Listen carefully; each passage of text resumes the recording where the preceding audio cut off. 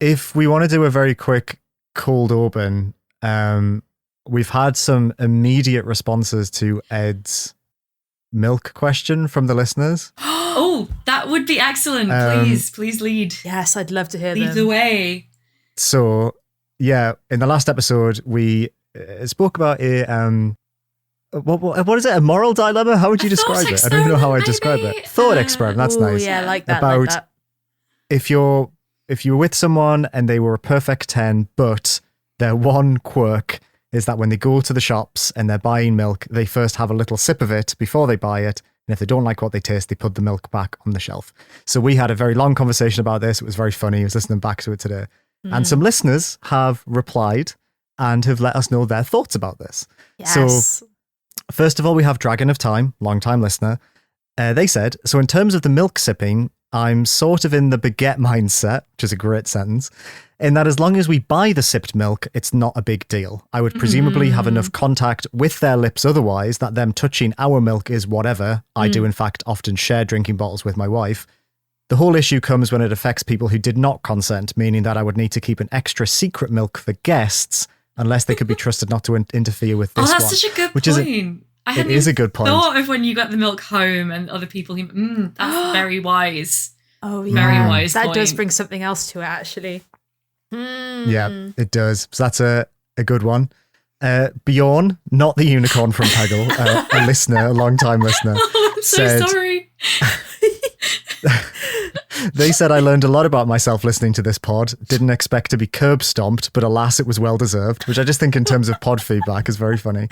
And then Pete, you've literally just messaged this a minute before I've started reading these out. So well done getting this right. Amazing. Hell yeah. Right under the line.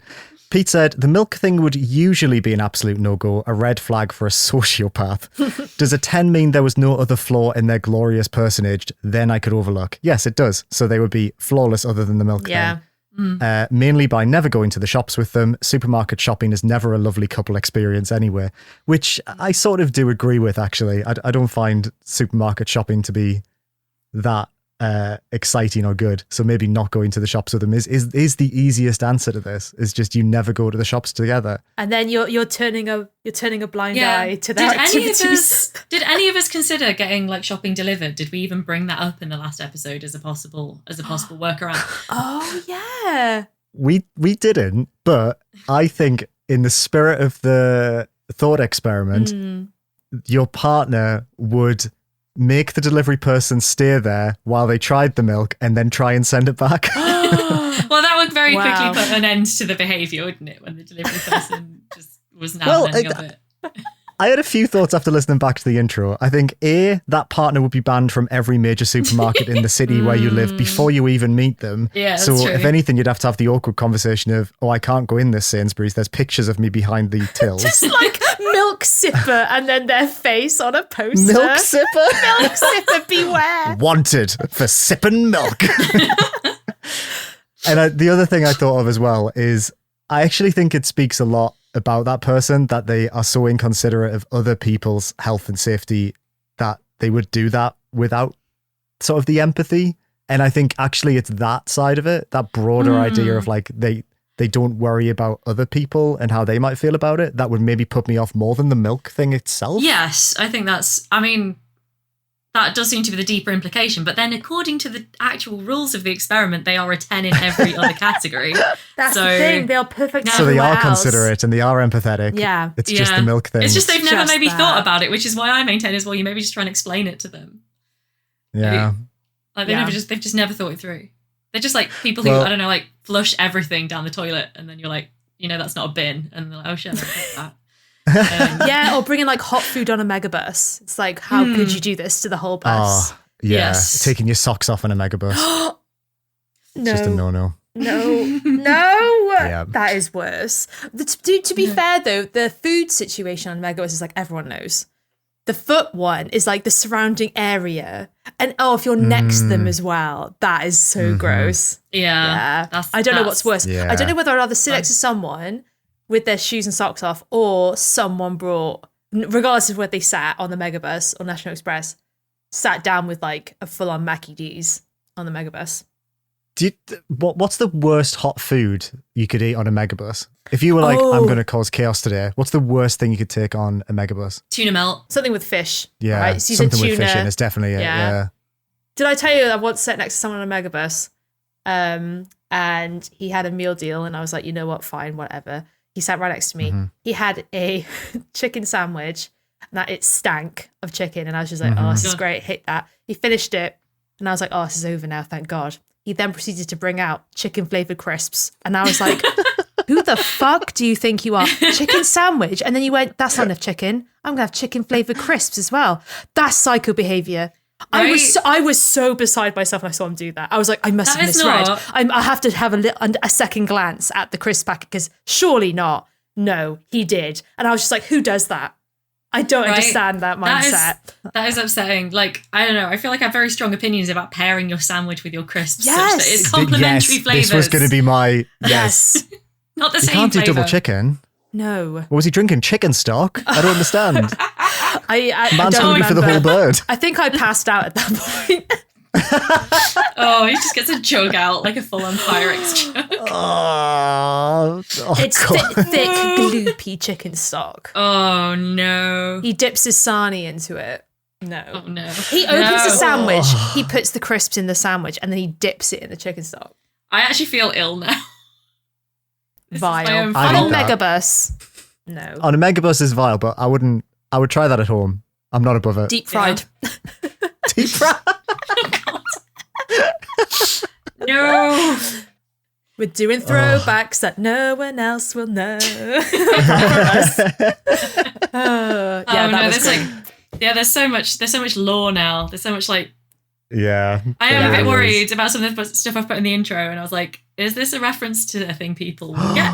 Or not? Is your intro self-indulgent? It is very self-indulgent. Yes. There's probably a lot of it coming, to be fair. Let's fucking go. Let's go. Shall we go? Baby. Oh my God. Yes. Okay.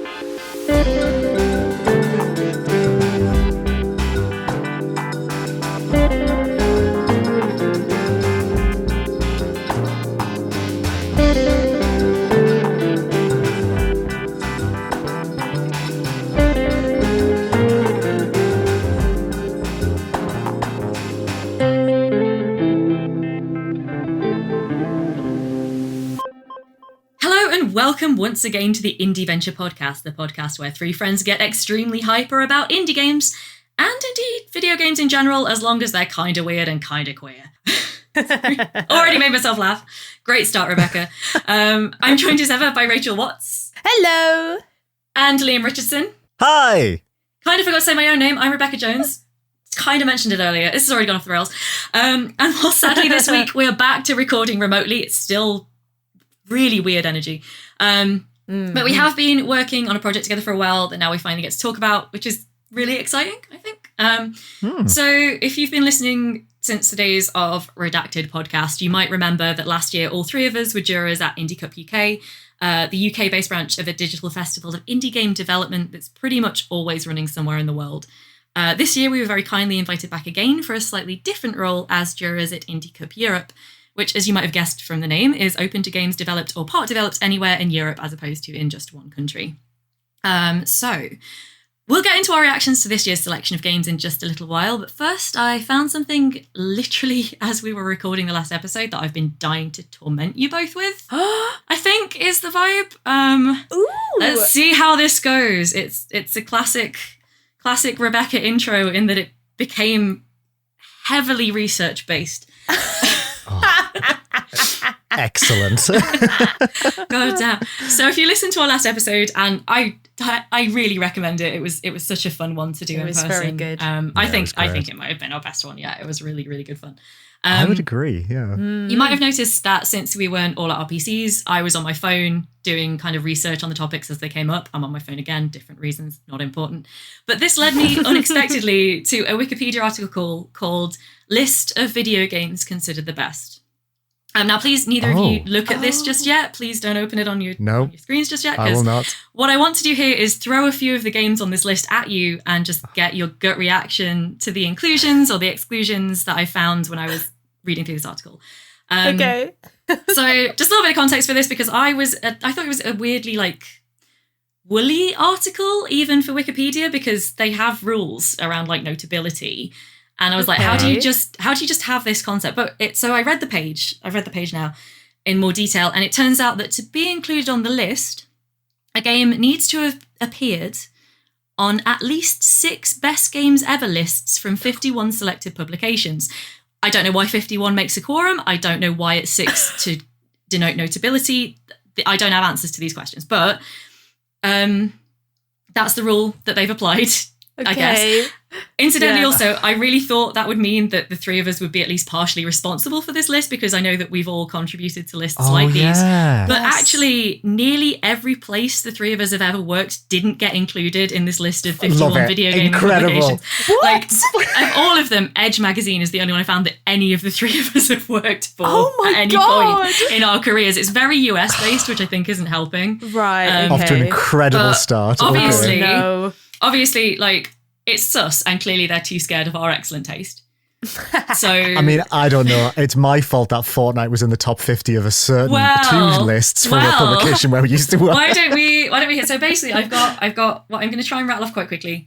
This is kind of like a quiz in reverse, I guess, where I have like 10 little quick conversation topics based on these games to just go through with us. There are about 350 entries on the list at time of recording, if I'm counting right, which I might not be because they're lettered rather than numbered weirdly on Wikipedia. This is so So these all really stood out to me, and I really want to hear what you both think about them. This is the insane setup I've been teasing to you all day. I am now slightly off script. How are we feeling? Good. Love it. Okay. First one, do the I damage. kind of give you for free. The latest inductee is Elden Ring. So according to this page, nothing since Elden Ring has been that notable, which is curious to me because Baldur's Gate 3 was literally the most lauded game of all time last year. And I was right ready to be pissed off, but then I realised that it's probably because these places haven't redone their lists yet. That'll be it. So that's probably fine. Baldur's Gate 1 and 2 are both on there for the record, so it feels like it's coming. So we'll forgive that one. Okay. But moving on to the next thing, these 5 games will have something in common, which I'm sure the two of you will work out quite quickly. Hades, Disco Elysium, Stardew Valley, Hotline Miami, and Journey. Oh, hello. Are we one of the 51? I was going to be like, hello. Yeah, they're all games from the vault. They are the 5 out of 13 games from our vault that appear on this list. Which I think shows that we are a really great mix of objective and cool. Oh, absolutely. Born correct. It's a good hit rate. Yeah. Always. This next one's probably mainly for Rachel. We've got Papers, Please, but not Return of the Obra Dinn. Hey, okay. I mean, Papers, Please, I can see. Obra Dinn, what? That is... No Obra Dinn. Game's on like every best games of all time list. But apparently not enough. What? Not enough. Okay. Shot one. Shots fired. Okay, that's right. Shots fired. Next, and this is the one that made me go and look at the publications and really shocked me. Oh no. Fortnite. Fortnite was on there. How was Liam Richardson not partly responsible for the inclusion of Fortnite on this list? That's on you, babe. That's on you, babe. I agree with that. Like, no notes. No notes. I haven't played it for a year, but no notes. Okay, I can see why that one would be there, to be fair. I can see why it would. Yeah, me I mean, too. it does have a great deal of cultural significance. Absolutely, I really thought when I saw that, I was looking for Liam in the credits list, and I was shocked that he wasn't there. Goddamn. That would be my one biggest impact on my time in games media, is that I got Fortnite on this daft list. No Fortnite, but Obra Dinn. Sorry, Fortnite, but no Obra Dinn is painful. Actually, we've got some more fairly atrocious ones coming up. Oh God. Okay. I've saved the best for last. But in the meantime, this is maybe mainly a me thing, but BioShock and BioShock Infinite, but not BioShock 2. BioShock Infinite. I mean, maybe not BioShock 2, but if not BioShock 2, then not BioShock Infinite. Yeah, guys. Infinite got on there. That's why I thought everyone hated Infinite. I mean, my opinion is a matter of public record on Infinite. I think it has its saving graces, but it's not better than 2. Come on, guys, what's wrong with you? Does this Does this list get updated based on the most recent version of these lists by those publications? No, interestingly, they do take the publications and then they take all of the lists they've historically done, because there's not a number limit on them. So they just add more when they appear on 6 lists or more, which does have like a double-edged sword to it, because it means that people can't revise their opinions, but it also means that older games don't drop off, I guess. Yeah, it's like games of the moment.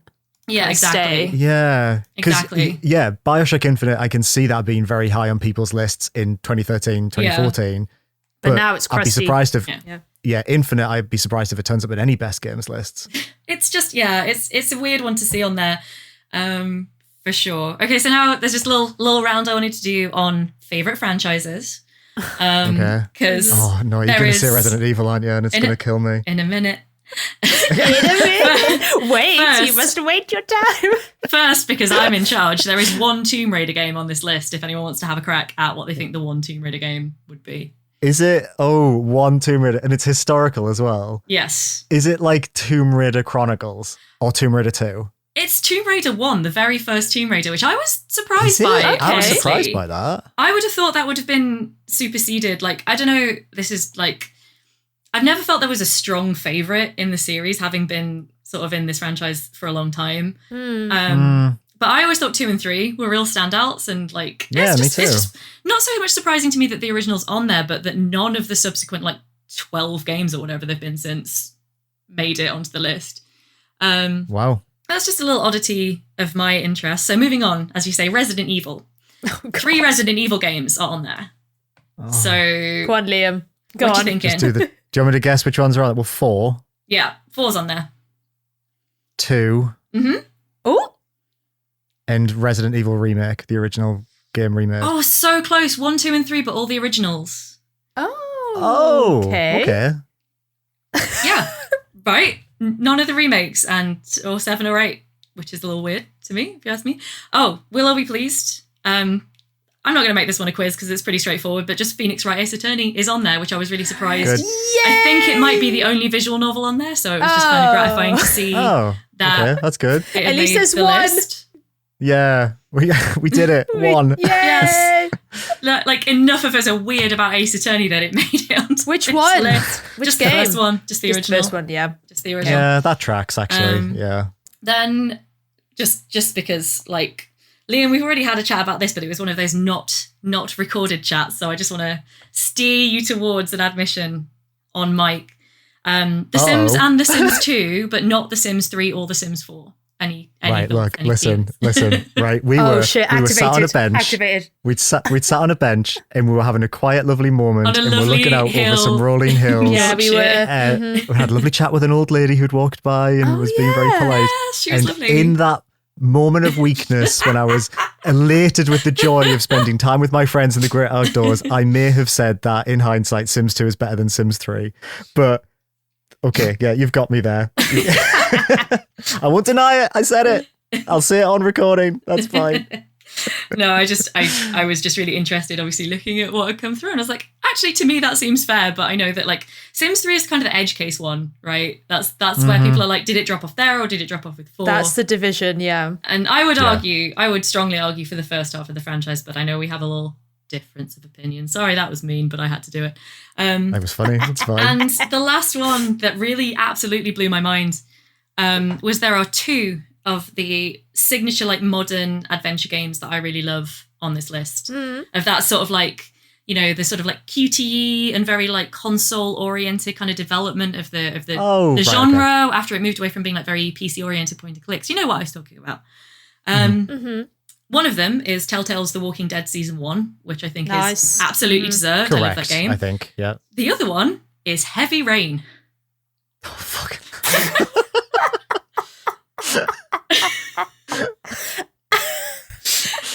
I mean, okay, first off, like, scandal noted, as we like to say. Oh, scandal noted. I do actually have a massive soft spot for Quantic Dream's like No, I get 2010s output, but Yeah. there was no Life is Strange, no Wolf Among Us, no Until Dawn, but Heavy fucking Rain is on Heavy there. Rain made the cut.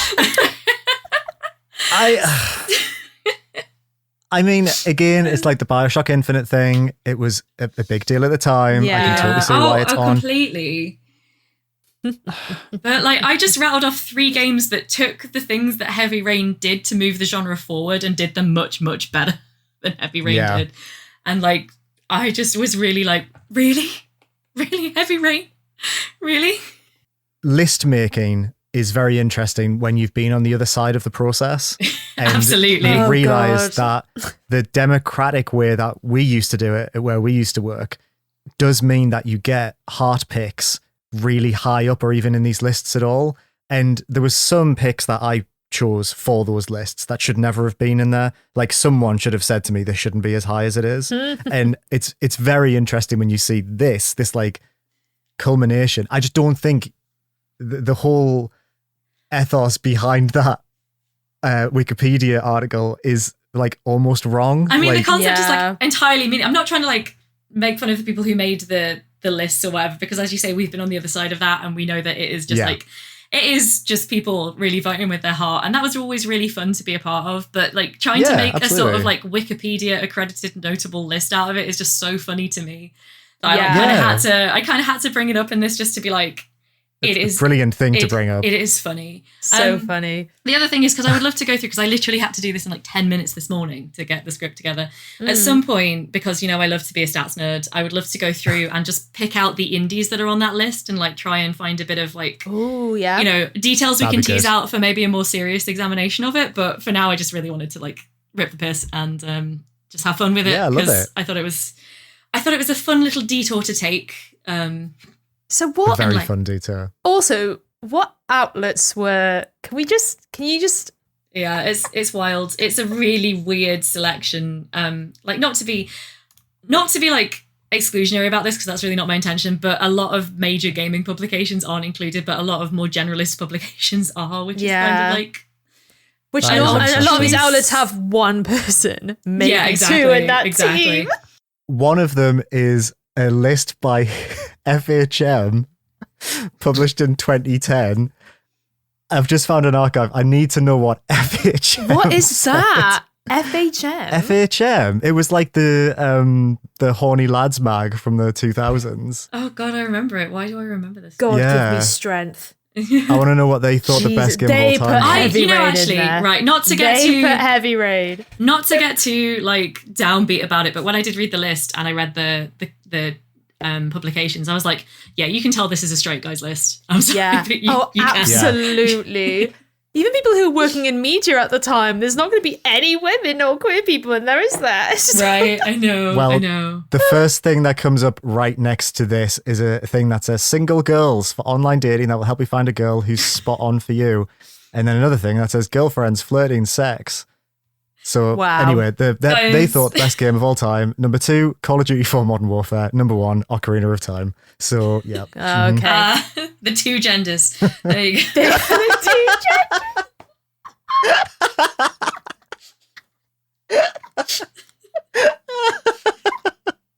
Right. Oh, that's nice. so Very good. fucking funny. Oh God. Yes, back to Indie Cup Europe 24. Indie Cup Europe 24, where we were judges in the Critics' Choice Award category. Yeah. Same category as last year, so there were 7 or 8 different categories. We are judges in just this one, but we saw about 300 of the 450 games that were entered into the contest this year.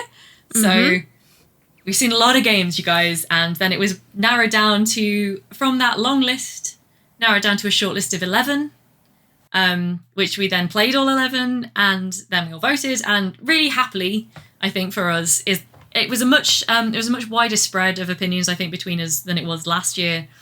But there was Yes. one game that all 3 of us agreed on, and maybe surprisingly, maybe not, that's the one that won. So that's kind of a delight, really, when you think about it. So the winner was Phenopolis by Amanita Design. Woo! Well done. Very happy it We're won. clapping. We're all clapping. Oh, I just hold do a on. little clap. Bloody single screen, woo! Yay! Should line it all back up again. Yeah, so Phenopolis. I mean, how would we describe Phenopolis? I feel like that's a good place to start. Is kind of introduce it to our listeners who might not have come across this game yet, because it is still slightly, I think it's still pre-release Although it seems pretty done from everything that I've seen around it. It Yeah. seems pretty close to being ready to go, which is always nice. Yeah, I can describe it. So Phenopolis is kind of a story-driven puzzle adventure where you play as a little person in a kind of totalitarian, like oppressive cardboard city world. During the demo, he kind of tumbles through to the sort of basement of the city and finds a pair of headphones which stop him listening to like these oppressive instructions that are coming over megaphones throughout the city. And it's about him kind of escaping the authorities in very whimsical, very tactile puzzles. And it was charming, delightful. Very much looking forward to this one. I'm very happy that it won. So yeah. My feedback for this one was, we had to score each one from a 1 to a 10. 10 being like, this is like really solid demo. This is my only 10. I only gave Phenopolis a 10.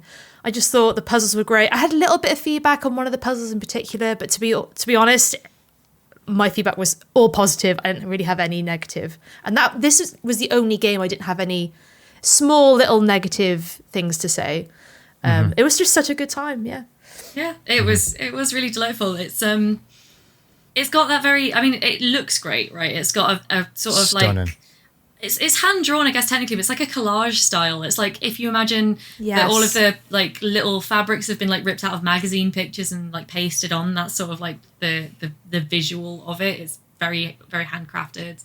I also felt like the way that it's done narratively is there's like a single narrator kind of giving out the whole story, and it's got a sort of Stanley Parable feel to it almost from that. And their voice is gorgeous. It's a great Their voice voice is actor as so well. beautiful. Like, I don't know Such a who the good VA is, voice. but they're really, They should really do children's audiobooks or something, Oh, like yeah, they sleep time should. audiobooks. So perfect for Yeah. that. It was They wonderful. would be so perfect for that. Yeah. And yeah, it's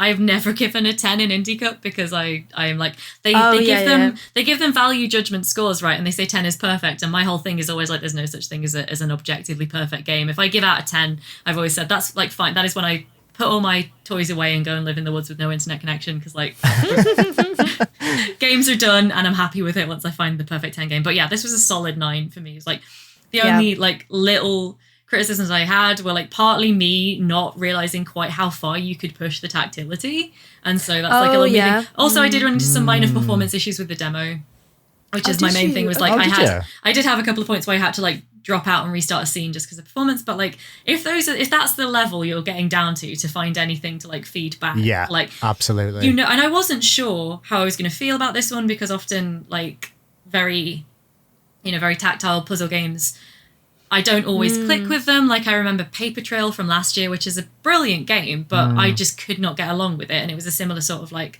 oh, you're actually interacting with and folding and like tucking and moving things around in the environment. I just could not, I instantly clicked with this, with Phenopolis and the different ways that you can move stuff around. And it's got like a really delightful, this is going to be like a really weird comparison, but there's that game coming out that is like a Polly Pocket game. And it's got the little house, the little flip-open house, like very retro 90s.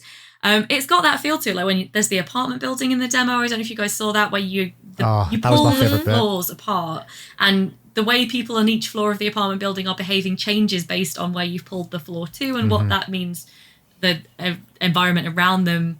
Is because I just thought like that is so unusual and so fun. And the story is great as well. It's got a very sort of like Brave New World, like V for Vendetta dystopian, but like you're the everyman hero who like rises up to overcome this dystopia. And it's like quite touching as well, sort of, because the idea is they're being controlled by like these tall sort of like like loudspeaker towers that give everyone these instructions, and if they try to disobey, they get this shock that kind of like resets them, I guess, and like puts them back onto their path. And so they've never known quiet, and they've never thought for themselves. And the moment where the protagonist puts these noise cancelling headphones on for the first time and just experiences like silence and introspection, and he has this like very childlike response to it, is really quite moving. Is there a neurodivergent read that can be applied to Phenopolis with terms of like headphones being overwhelmed, overstimulated, and like putting on a pair of headphones and feeling instantly like kind of like calm, I can see collected Yeah, for definitely. sure. I Because I think definitely so. got that from Felix the character for sure. Interesting. I never thought about that until you said that. Yeah, it's just very lovable protagonist, very easy to get on board with. Yeah. Yeah. A very, very... It went down easy, was my thought about it. Not just in terms of the story. I mean, it's very colourful and it's very like delightful to just watch because, like you say, we've got this like paper crafty, cardboardy visual, and it's very colourful. I think it's definitely influenced a lot by like Eastern European cartoons from like the 50s and before. Yes. Yes. And I think I was quite surprised by how playful it is, both in terms of its themes and in terms of its mechanics, considering the subject matter, I would argue, is A, timely, and B, heavy. You know, it's an oppressive authoritarian regime that runs this world, but you are having this like fun, charming time within it. And I think that's quite an interesting way of portraying this kind of story. I think the thing I really loved about it is, I know it definitely is a puzzle game, but I'd say it has just as much in common with like early point and click adventure games as well. Oh yeah, that's definitely. In terms of you trying to like move around these areas and interact with objects. But what I loved about it is that you are sort of like playing as yourself and Felix is kind of just responding to what you're doing to the world. And the way that you solve these puzzles is as playful as the game presents them to be. So like when you're mentioning that apartment building, you're like grabbing bits and pulling them and all the people inside are wobbling and falling out of the buildings and like things are bursting. And getting through these puzzles never felt to me, at least at this early stage anyway, like they were challenging. It felt like I could just sort of fiddle my way through them. There's got to be a better way of phrasing that. But, you know, it's got like this really beautiful, playful style to it, which just, again, made it feel so easy to digest. I just had such a lovely time with it and I just wanted to keep going. But I did stop after half an hour because I was like, I've seen everything I need to see here. I'm going to wait for the full game now. And I also gave it a 10. It felt very complete in both its vision and its gameplay and just in terms of polish. It was wonderful. Really, really excited for this. It doesn't have a release date yet, but did we mention who this is by? Rebecca. Yeah. Amanita Design. So- yeah. They also made Machinarium and Creeks, Samaros. Samarost. Yeah. It's very interesting. We haven't really talked about them as a studio much on the podcast, but like Never. I've played all of their games and they're really good. It's interesting that they do focus on, especially Machinarium and Creeks, someone entering a city or they're not where they belong and they are trying to escape it or go in and get out again. That's what those two games are about. Interesting. So it's interesting that Phenopolis kind of is following that theme. Summerost and Botanicula, which is the bug one, it's just about playing with an environment, a very like naturalistic environment. But Creeks, Machinarium and Alphinopolis are very much like they're different cities. So Machinarium is kind of like metal, Creeks is wood, and now we have Phenopolis, which is cardboard. They all kind of are messing with different materials. Oh, like textures. That's so yeah, interesting. they're a smart studio. They are so smart. And like Yeah. you said, I can't wait for this game to come out. No, me neither. Yay! So yeah, very happy that it won. Because I think we all came to it separately. Like this is probably our winner, and then when we chatted about it, we all agreed. And so I'm happy that Yeah. everyone else also agreed. Because we did try not Me to too. chat about it too much before we'd all kind of finished. I mean, it kind of bled through a little bit because I was moving house. I did mine like several weeks before you guys did yours. So early. So I was sat there Yes, like, you are very I really organised. want to talk about these, but like I can't because I don't want to, we had little chats, but I was like, I don't want to go right into it because I don't want to be, don't want to bias you in any way for or against any of these games. I really want to know like what you guys think. But yeah, I do think this very deserving winner. I think that what's going to become clear when we go through our personal runners-up is that we have very diverging tastes. And I think to be a game that serves all of those on a pretty even playing field is like really quite special. Yeah. I would agree. And yeah, Phenopolis, as you say, it's got the adventure game thing. It's got the, it's got the art, it's got the narrative, it's got it sounds great, looks great, plays great. Yeah, it's lovely. Love it. In my feedback, I said Phenopolis more like phenomenal. And I really Oh hope my they enjoyed God. that. There she is. Oh my goodness. I really hope they enjoyed that. That's very good. I enjoyed it. That's great. And now it's out there again. Oh, that's really good. I had never played anything else by this studio, so that's like, I think that's really cool that we also came to it from that Yes. sort of difference in perspective as well. So Well, I was the same, Rebecca. I've never played any of their other games, weirdly, because they are such an important part of indie, of the indie story, I would say. When did Machinarium come out? That was a very early indie game, I think. 2010? No. Hold 2009. on. 2009. So yeah. Yeah, so very early indie time game. ago. Love them. Oh, we should probably just also mention the last thing before we move on that I want to say about Phonopolis is that it's also the only double winner at Indie Cup this year. Yes. Oh, yeah, in it addition was, yeah. to winning the Critics' Choice Award, it also won the Artistic Excellence Award. Well Which makes deserved. sense. Yeah, Absolutely. absolutely. It looks freaking fantastic. So yeah, there we go. The So only nice. only winner in 2 categories from the whole competition, which is pretty cool. Congrats to Phonopolis and Amanita Yeah. Design. It was a total pleasure playing that game and getting to play it and write feedback on it. Yeah, next up, because this is where things get spicy, things get a little bit contentious. Is I have decided in my role as overseer of this episode that we should all talk about 2 other games from our category that we really enjoyed, because I had 2 other games that I gave a 9, and that's my entire criteria is to talk about the other 2 that I would have happily seen win. But there's a lot to say here. I think we've picked quite a spread here. So who wants to go first? Who wants to make the counter argument, like not against Phonopolis, but certainly like juxtaposed with Phonopolis? Why don't we start off with one that we all pretty much enjoyed, which I know was one of your picks, Liam. Yeah, Which was to the start with Darkest Files. Darkest Files. The Darkest Files, yeah. So one game that I was blown away by, and I know that all of us did enjoy, was a game called The Darkest Files, which is by Paint Bucket Games.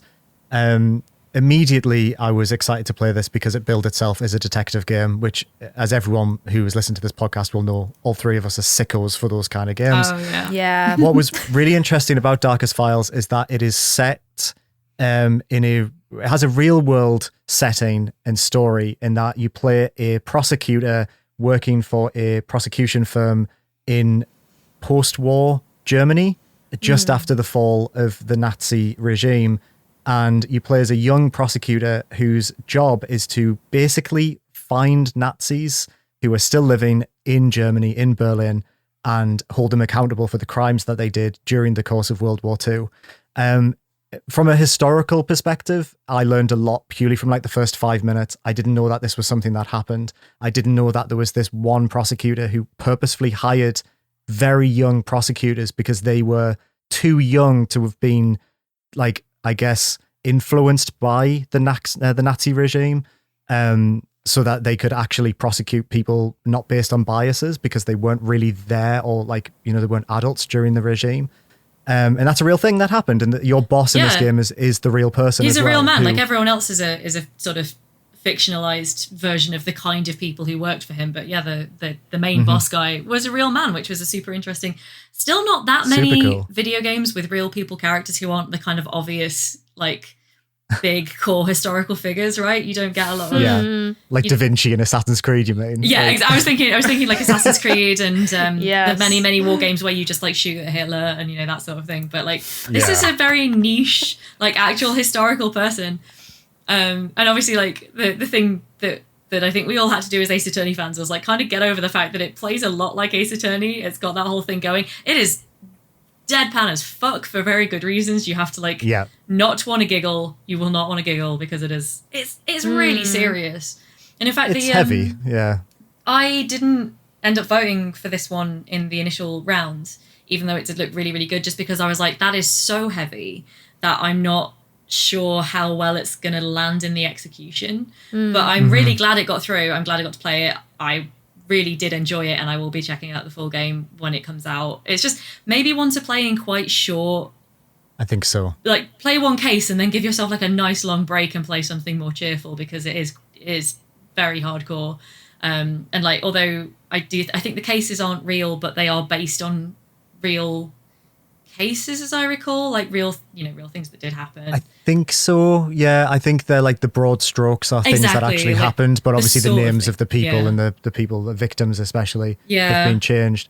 So yeah, it's interesting you mention Ace Attorney because you are putting together a case file, and the way that you do that is really interesting. So you revisit the moments of the crimes happening through testimony. So while someone tells you their testimony, you will physically walk around where the crime took place, and you can point out details to find out more information.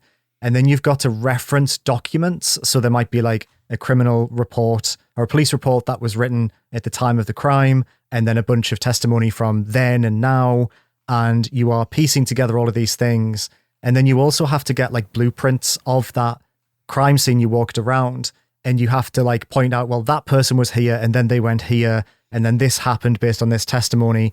And then you build up a report that then when you're in court and you're trying to find contradictions in other people's testimonies, you can, contradict them and try and get someone prosecuted. I think as a detective game, it does that thing that I love where it's a slightly different twist on those mechanics, which is always great. And also it's not just like hand feeding you the answers. Yeah, you have to exactly. put some thought process in. I'm a bit of like a document and note nerd. So I did quite like sort of like pulling out little paragraphs and linking them together and saying, Yes. well, these 6 documents, these one paragraph from each one, tells a story, backs a point. But I thought it was brilliant, and it looks gorgeous as well. It's very gloomy. Yes. It's all very dark colors, but it's also cartoony.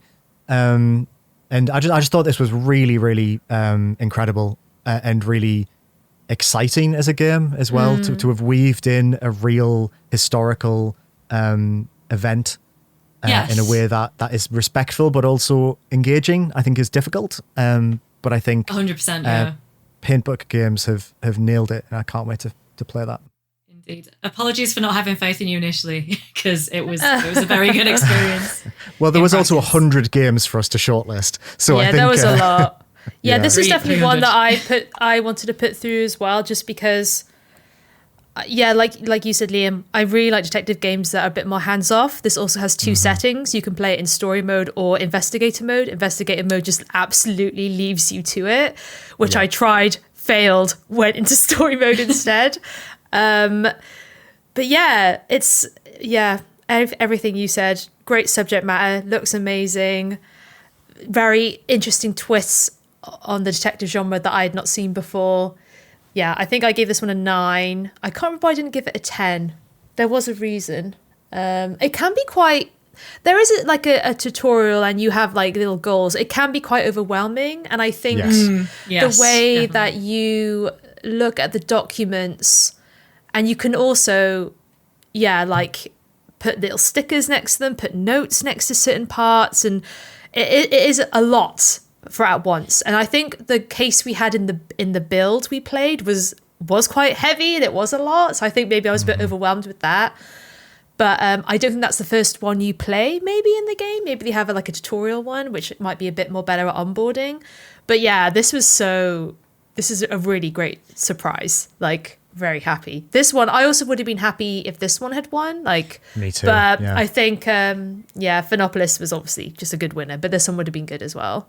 Worth mentioning that this didn't win in our category, but it did win Gameplay Excellence Award, which I think Yes. 100% makes sense, because like the gameplay as well was surprisingly varied, I thought, because like, as you say, you have the just leafing through notes bit, which incidentally I thought was excellently well balanced in terms of it's not hand holding, but also it's kind of guiding you in the right direction. Like you're not actually just looking at every single note you have. There's like a little push here and a little push there to get you looking at the right things, which I thought was really cool. But also like there are other mechanics. There's like going into a recreation of a person's memories, and then there's like putting together a little board for the actual like case in court where everything sort of moves around, and you like play out a series of events and see if it lines up and everything. And like I just thought there was much more going on than I expected from the concept as well, which again like makes it very, very worth the sort of gameplay excellence title, I think. I legit felt like I was building a case for court, Yeah, which I same. know, as much as I love the Phoenix Wright games, Oh yeah, absolutely does not fucking happen. No. With this one, I felt like Deliberately I not. knew I had found out the piece of information myself. I had come to that conclusion on my own, and so I felt prepared. I felt like a strong young female lawyer, marching, stomping into the courtroom. Yeah. Yeah. What's her name? Esther. I can't remember. Esther It's Kratz. so long since I've played it. She has a great name. She was great. Oh, She's just Esther dealing Katz. with all the bullshit and just taking it in stride, but she's still like calling her dad and he's like, why don't you get a real job? It's just Oh Yeah. so Well, that was good. what was so that added layer of the fact that a lot of the German populace turned against this Bauer, I think he's called. yes. They turned against him and what he was trying to do. And as a young woman in the 30s, or I guess the 40s, putting herself out there and knowing that she's going to be under ridicule from the entirety of society and especially the press. I think she had like a death threat on her letter when you first walk in at the start of the demo. Oh yeah, she does. And like you say, you have this phone call with your dad. Like, just really, it's so multi-layered and it's got so much texture to it. If this can pull it off, I think it's going to be like something really special. Oh, definitely. And definitely something to keep an eye on. Shall we go on to another one? Hold on. Yeah. Well, I only have one, so if we go Liam, then you, Rebecca, then me, and then Liam, Rebecca. Yeah, that and works then we'll for me. finish. Yeah, actually, I think mine will probably dovetail really nicely with talking about Darkest Files because apologies in advance, I may be about to butcher a piece of pronunciation, but I've thought about it and I think it's ruder to not try. So please Go do for pardon me in advance because the game that I really want to talk about is Two Falls, Nishu Takawetsina, I think. Again, I absolutely probably just murdered that. I'm so sorry. By unreliable narrators, which for me was the closest to being a 10 in this entire thing. If I had to pick a winner out of the three that I really loved, it probably would have been this one personally. Although, as I say, that should not detract anything from my feelings to Phenopolis because I still think that was like a phenomenal game. This one was way more controversial. I know that Liam particularly didn't like this one very much or just kind of felt quite indifferent to it. But you can kind of see why.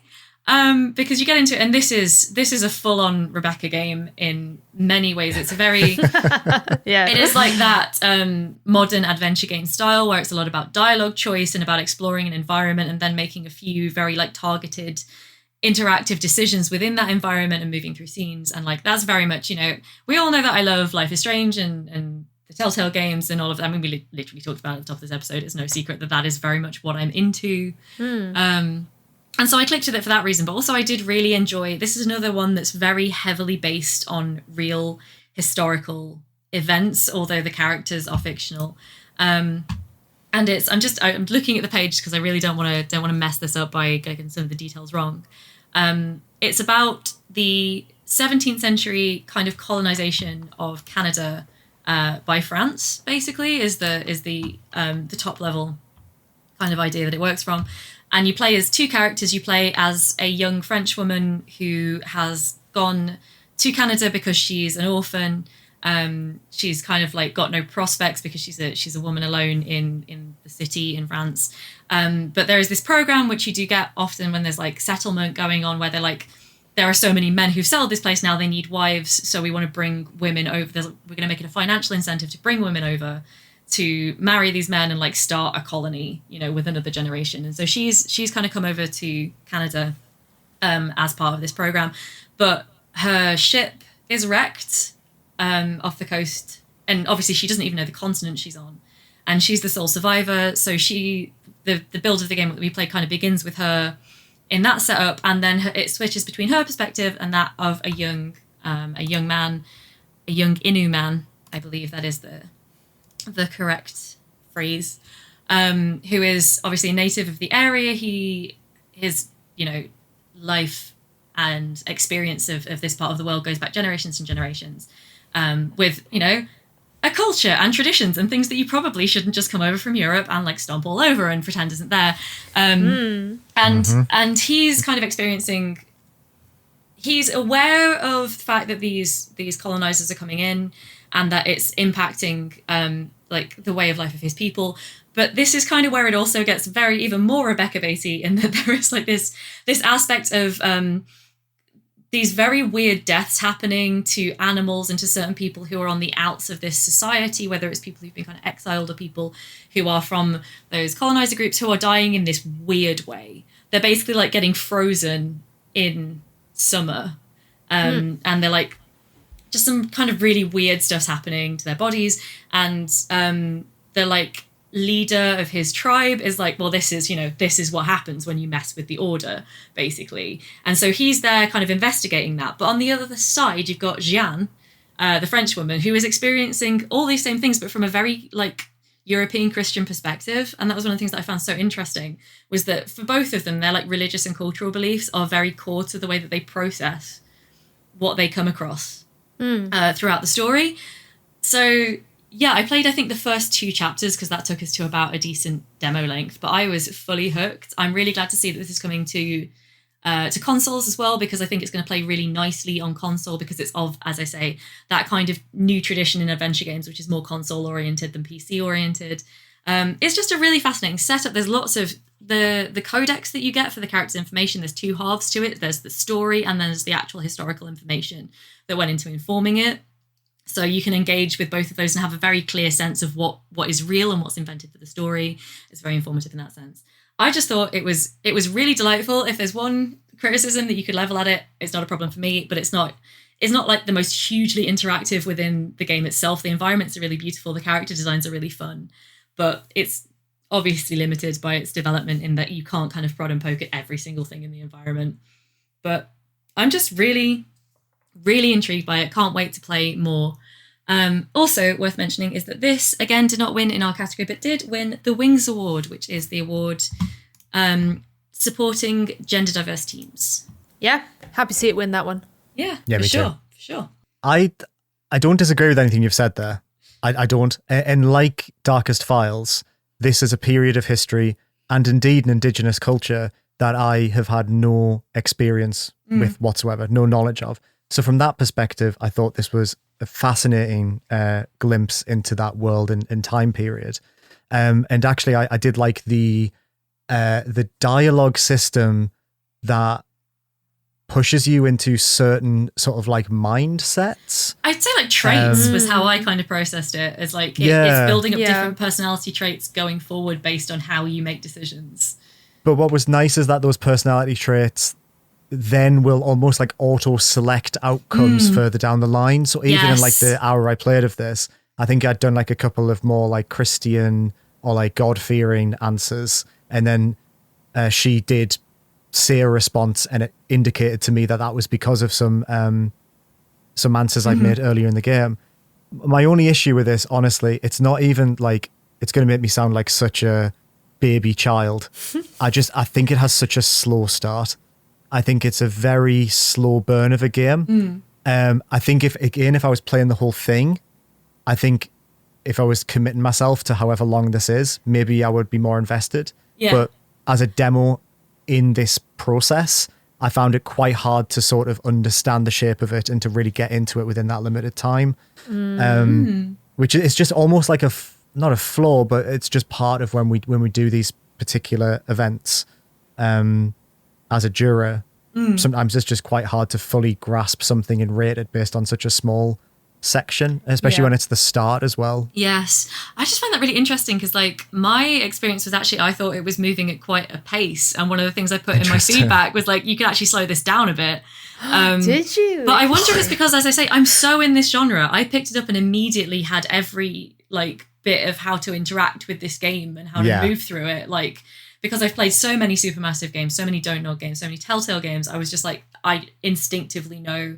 And also other studios like, is it Big Bad Wolf that makes like The Council and stuff? This game is very The Council. It's not the first game to do what it's doing. But I really love like, that trait system. And so I was like, I just instantly like clicked with all of it and was just probably tearing through it because I was like so in my element with it. Which, as you say, it's just the thing of being on these juries is that you're going to have genres that you're really familiar with and can instantly pick up and play, and genres that, like, there were other games in this where it was like, and now it's like a looter shooter, and I was like, oh god, I don't know. Like, yeah, there is a lot of that, absolutely. Yeah, for sure. How did you find this, Rachel? I liked it. I think it didn't. The gameplay was fun, but the codex was the best part for me. I think the story is kind of interesting, but reading, and again, like you said, Rebecca, there'd be like a description of the character in first person, and then like a really beastie historical context. And I thought that was so interesting, and things that I wouldn't even think about, like they would make a note of it and be like, oh, here's why we've decided this. And it's just, it feels very authentic. And I think that's because this is a studio that are working with people who are from the indigenous place that they are exploring. And they've also, they've got someone on the like council of elders, in their own words, who are like guiding the team and giving them advice and stuff. So I'm guessing it's from a certain tribe or something. So it feels really of a certain moment that, again, like you, I knew nothing about. But yeah, the gameplay for me, it is a bit like, look at this, now look at this, now move to here, now look at this. And I don't tend to mind that if something else is like engaging me. So for that, I was a bit like, oh, this is a bit boring or a bit structured. But knowing more about this period, and especially these two characters and their, like, I just thought that was really cool. So that's why I think I also gave this maybe an 8. Just because, I was a bit like, I don't think it's a slow start. I just feel like I just knew what was going to happen. I was like, she's the only survivor. She's the only survivor. We know this. She's the only survivor. There is a dog, though. Which the dog is fun, yeah. So it maybe is a little bit of a slow start, but I think just that whole learning about it was just really great. I loved that aspect to it, and I hope that there's more of that, because in the 2 chapters that we played, quite a lot of it was covered already, and I would want more. I'd want every detail. I'd want more history. I'd want more plants, fauna, perspectives. What was religion? Like, what area of Christianity are we looking at? Like, I'd go even further with that. I think if they really wanted to like shove a bunch more historical context in this game, normally I'm not really like much of a reader when it comes to like boring sci-fi worlds or like cyberpunk boring whatever. But this would be really good. I think that they should do more. I completely agree. I know we really need to move on from this one, but like there was one more thing that I really liked about it as well, which is that when you're choosing like how she responds, particularly with Jian, I noticed it, within like her religion, you're not sort of given the choice of like making her massively atheist. And I say this as someone who myself, I don't have, I'm not religious in any way, but the historical context, she is not starting from a point of view of does God exist or not. She's starting from a point of view of what is God.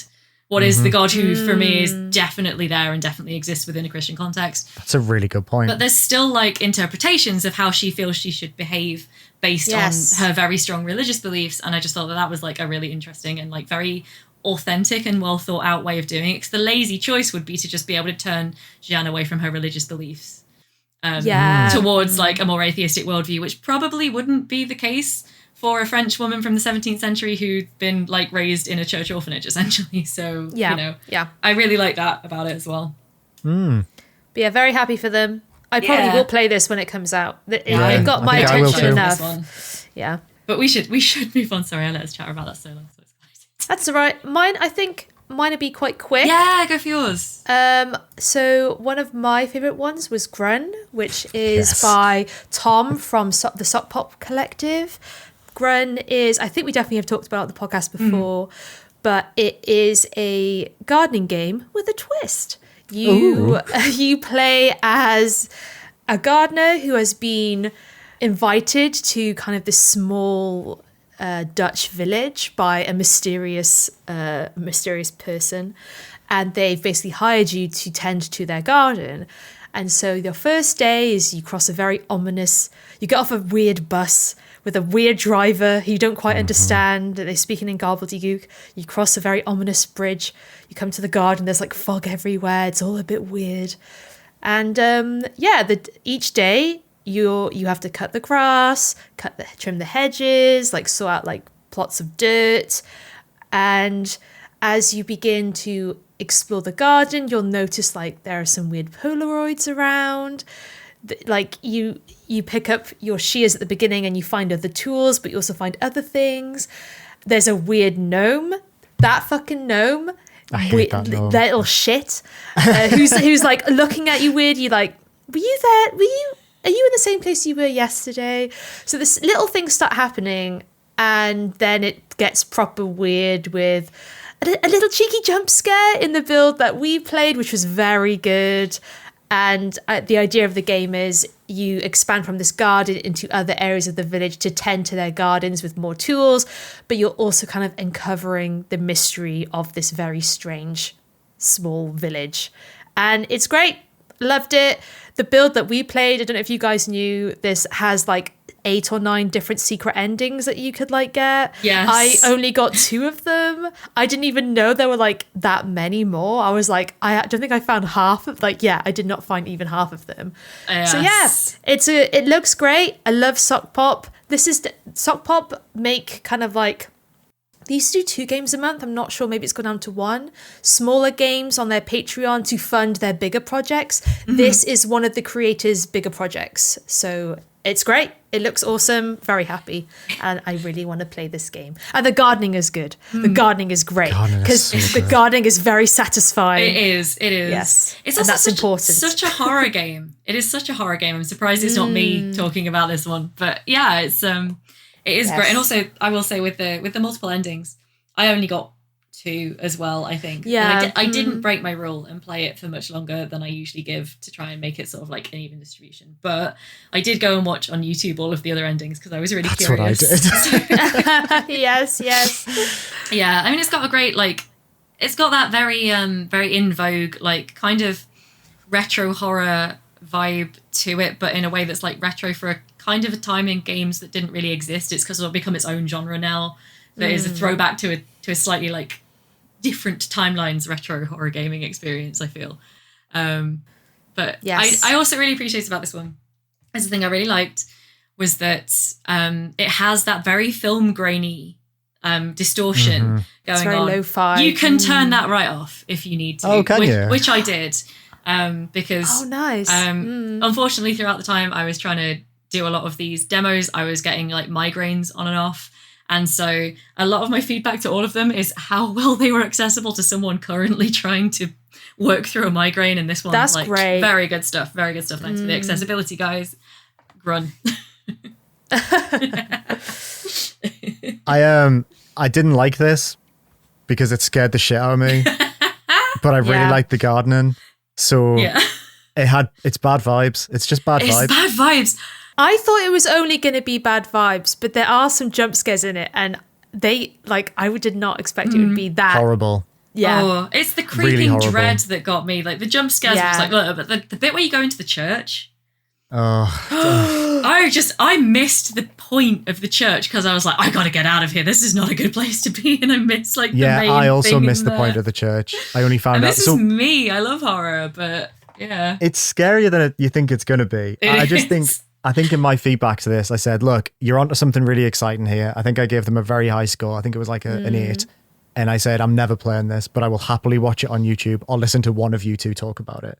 Yes. Good game. Too spoopy for Liam, unfortunately. But yeah, it's cool. God.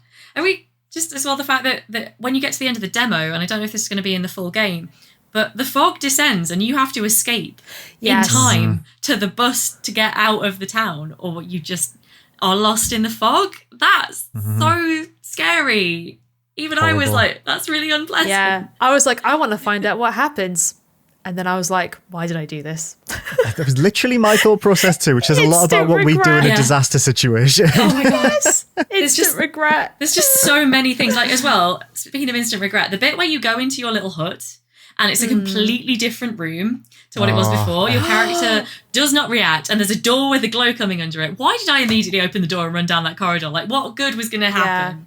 There's a lot of supernatural shenanigans happening. Yeah, there's a lot. There's a lot of stuff that is just obviously don't do. Just like go home sooner. It's like, oh, the bridge is out. No, you can jump across that streamlet. You'll be fine. Just run out of this town. But you stay and you garden for like a week, and then you die in the fog.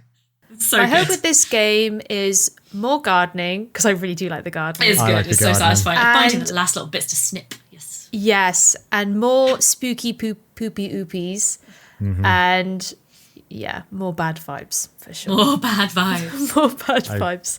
But yeah, wish you very all the excited best. for Gren.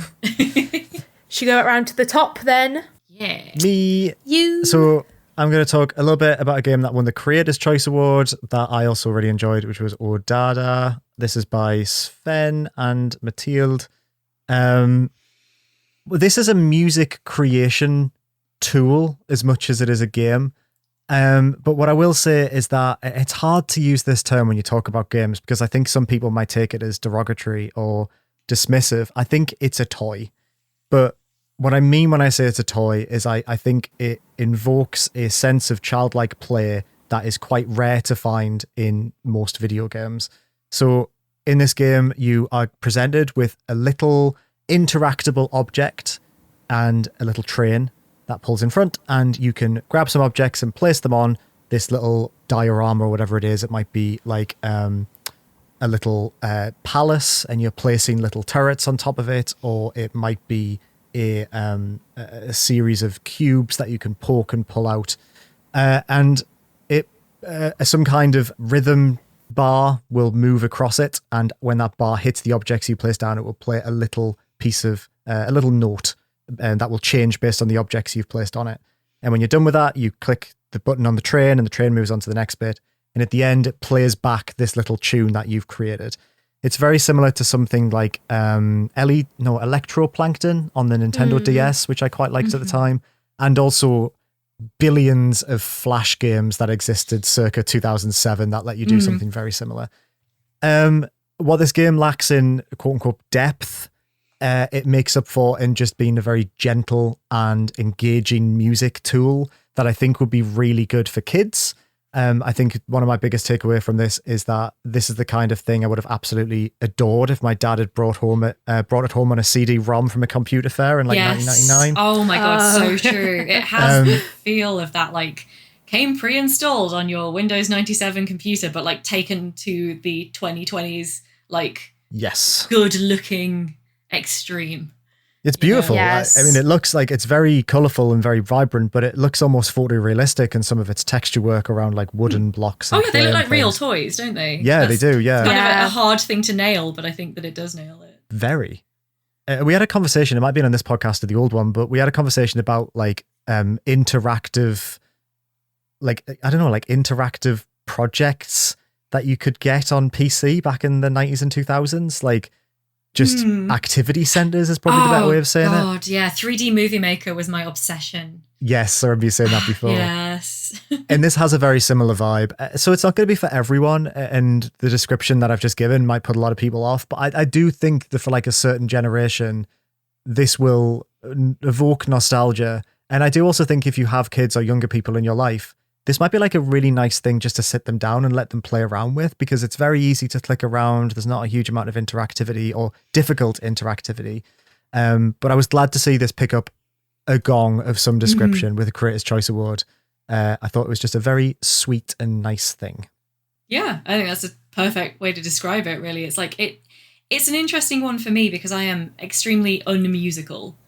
But I was there, like, running through this and, like, you know, you're getting some nice sounds out just by experimenting with what you can do. And because of the way you, like, interact with the little toys on screen, like, you're almost like, you know, you'll be like, oh, build a city out of blocks. And so you make the city that you think looks good, and then you see what it sounds like, and you start adjusting based both on the visual aesthetics and the audio aesthetics, I guess, of it as well, which is, like, an interesting way to teach music. My only real complaint was that I think it could use, like, I know it's going to sound really nerdy, obviously it's me, but like I would have really thought it was interesting if you could have like a glossary of musical terms that related to what you were learning, because it was hard to write feedback on, because not knowing a lot of musical terminology, it was really hard to like latch onto what I'd just experienced and describe it and feed it back in a way that I could communicate very easily. And I'm like, obviously, as you say, it's there to be like, you know, there's basically no text on screen like the entire game. That's kind of what it's doing. But I was like, I would love to know what I just learned. Yeah. And, you know, and like, that was my only real complaint. It was like, it's just a delightful toy, basically, as you say. That's the best way to describe it. And I could totally see, like, it depends a lot for me, I guess, on like platform and price point. Because if you think about like something this aimed at children, I think should be on something really accessible to kids. Exactly. It would be if this gets a mobile release, right? That's going to be absolutely freaking delightful. Yeah. It's out on PC now, and it's £7.65. Oh yeah, that's like toy price. That's good. Mm-hmm. I would agree. Good. So I guess I'm more the outlier with this one because I did not enjoy it as much as you both did. I think it's a cute little toy, but I've played similar games that are less musical and more just about the act of messing around with something tactile. And I didn't quite click with this one, and I feel like I kept trying to make music that sounded nice and everything sounded awful.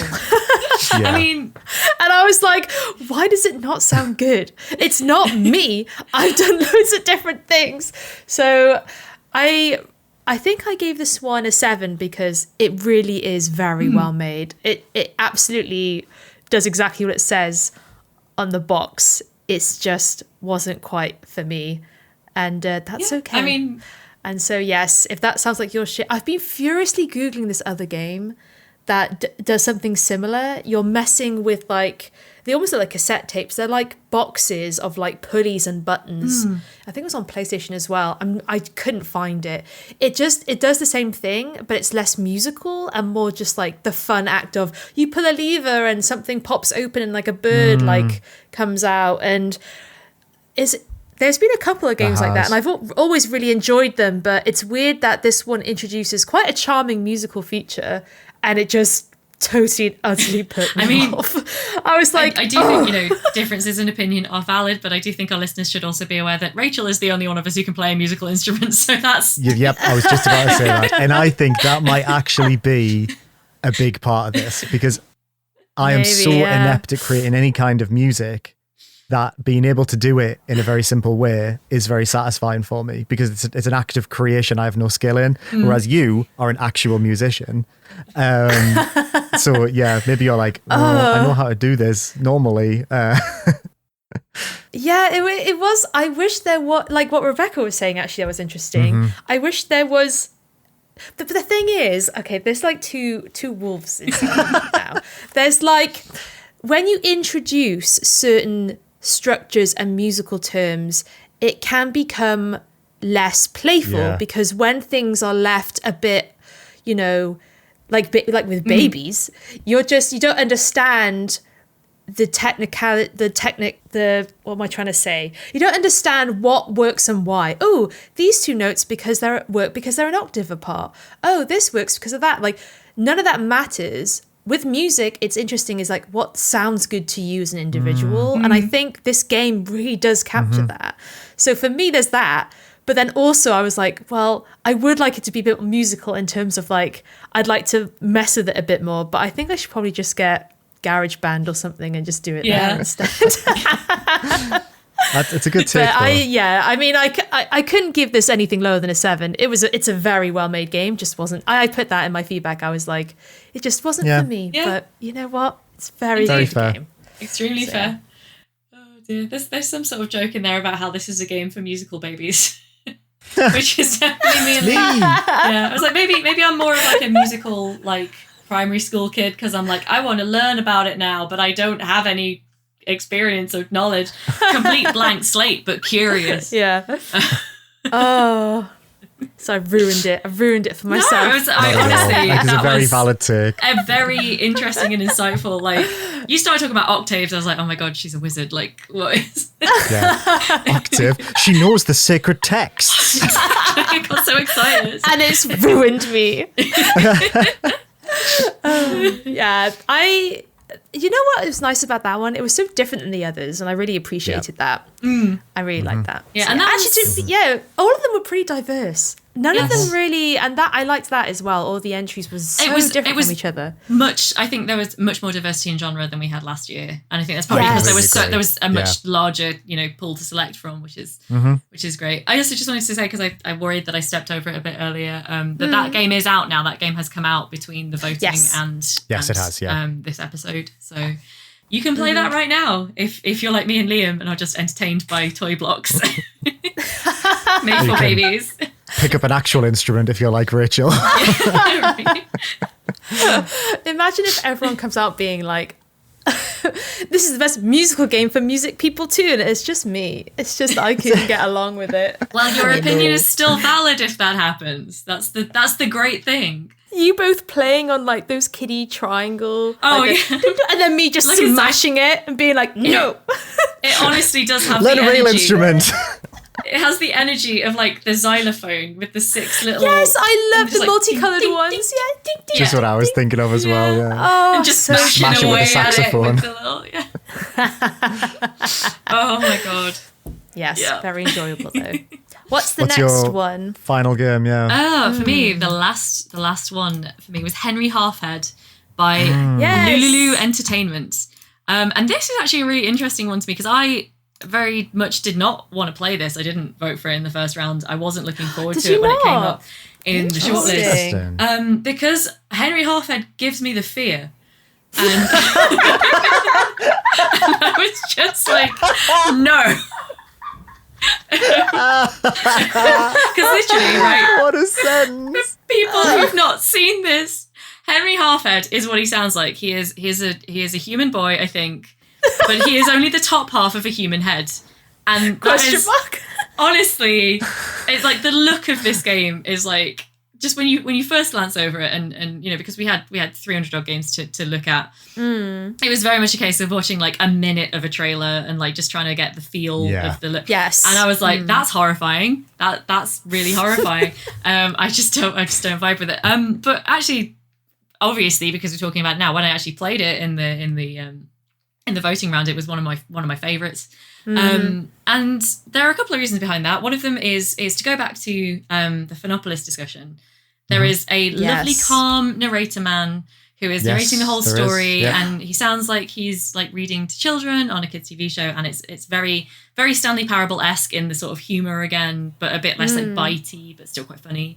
And that just has like a really nice. It creates the right sort of vibe for what's going on, because what it really is it reminds me of that is it Super Mario Odyssey? Yes. It's kind of got that. In Super Mario Odyssey, you probably know he can throw his hat and he possesses whatever item his hat lands on. In this, Henry Halfhead can just become an object for a period of time, and like his whole life, because he's only the top half of a human head, is like manipulating every object to kind of live an ordinary human life, a very mundane human life, as this strange kind of thing. So I'm still laughing at the fear. It's That's really got me as well. Eldritchian creature, Henry Yes. Halfhead. Oh god, Henry it's Halfhead. just. I'm really sorry. Like it is a really nice looking game, but just the design of the character put me off initially. But I'm glad that I pushed through. Big eyes. Oh, it's not even the eyes. It's just when you hear Henry Halfhead and you're like, which half of the head? There's no good answer. Like, top, bottom, or just one side. It's still not good. But like, it's the half with the eyes, with both eyes. If that Yes, helps. it's the top of the head. Down to A the long nose. nose. Yeah, Big ears. But like genuinely, it's just once you kind of like get into the fact that it's not like. It's not going to give a reason why this human boy is half a head, and he's just going to go around his day and like have this very ordinary day, but it's kind of like this whimsical and upbeat like take on life. But also it's like, what would it be like if you were, just like you only had a very limited range of like mobility for yourself, but you could swap places with any object to do the interaction you need to do with that object. It's not a question I'd ever felt the need to ask myself, but it is very nicely answered in like puzzle platform form. Yes. And yeah, I just thought it was really. I what struck me about this one was I was like, okay, so like I'm kind of maneuvering around the environment. I'm like having a great time. Henry's got out of bed. He's made the bed. He's taken a bath. He's like made his breakfast. He's getting ready to go to work. And I'm like, okay, I'm getting into the rhythm of this. And then the demo ends. It's a 15-minute demo. And I was like, Yes. I wanted more, to the point where I played for another 15 minutes just wandering, because it lets you stay in the demo area for as long as you want. And I was just going around finding, because there's alternate paths through, which I think is great. There are different paths to meet the objectives, which are, as I say, very simple objectives. It's like, make breakfast, but, you know, what do you want for breakfast? Do you want some toast or a banana? These are all things that you like ask yourself. And it's a very simple question until you're half ahead. And then you really got to think it through. But no, it's a very physicsy game. There's a lot of like, there's a sort of Octodad aspect to just hurling everything all around until like job done, I guess. Which is just, I have very fond memories of Octodad, and that's like a very like joyous thing. And it just does have very that. Octodad. That's a very good comparison. It's just fun. It's just nice. He's not that scary once you get used to him. It's just, I really liked Henry Halfhead. Wanted more, hope to see more. Yeah, I think that Henry Halfhead, speaking of Octodad and other games, I was thinking more of like Katamari and also Watam. I was gonna say it's got a lot of Katamari in it. Yeah. Yeah. Because I was thinking, I don't know the creator's name, I forgot. I'll find it. So in Watam, you also jump into little different creatures and you like control them and mess around with them. And obviously in Katamari, it's like that playfulness with objects. But in Henry Halfhead, you are the objects. Yeah.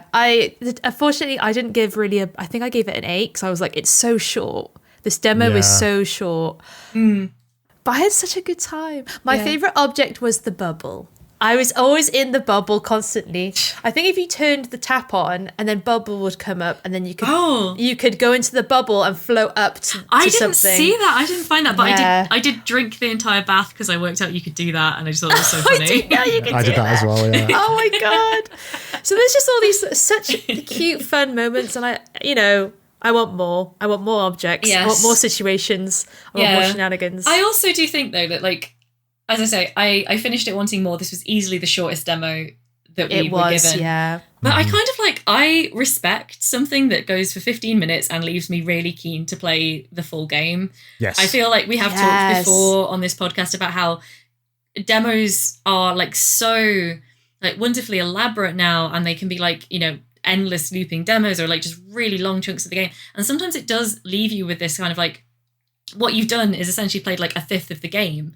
And then by the time you come back to it for the full release, you feel a little bit like it's almost like a come down from that you never quite recapture. But with something like this, I'm like, this is, getting on my soapbox here to be like, this is the art of demoing. Give us enough to leave us wanting more. And then just like, come in with it when the full game is ready. I'm just like, I actually really liked that it was short, but it let you keep playing around for as long as you wanted. Completely agree. Yeah. I also love this. You were right to mention Kita Takahashi, the creator of Katamari, who's also working on To a T. I keep forgetting about that game, but I'm very excited for that. Yes. It has big, one of his, I guess, like calling cards is that inherent playfulness with objects in the world around you. And Henry Halfhead nails that, which I think is not an easy thing to do. But I also agree with everything you've both said. Completely so excited for this game. Yes. The dev team is in the category of 2 to 5 teams for team size, so it's a very small team. Tiny team, yeah. Yes. Ooh. Excited. Is there a release date? There is not. Henry! I have added Henry Halfhead gives me the fear as an episode tag for the website, by the way. Thank you. It is so too good funny. not to capture that. So is that all of us talking about Indie Cup then? I think we've kind of highlighted the ones that we really liked from our category. The one more thing I wanted to go through, and I hope to make this quick with Indie Cup stuff before we move on, is personally, I know I had a couple from the long list that I was really surprised not to see on the short list, just because like I had such immediate strong, like I loved a lot of games on here. It was actually really hard to pare it down to the 20 votes we had in the end, just because there were so many games and so many of them I really clicked with in the end. But there were a couple on my list that I was like, these are for sure going through. Like I cannot imagine that these will not appeal broadly enough that people will vote them through, and they didn't get on there. So I just wanted to like shout them out because they're still obviously upcoming games that are really exciting. I want to do these real quick. So I don't know, do you guys have any that you want to bring in for this as well, or? I can run through one like in 5 seconds. Sure. Sulphur is like a first-person shooter that looks amazing. Has like an Adventure Time style art.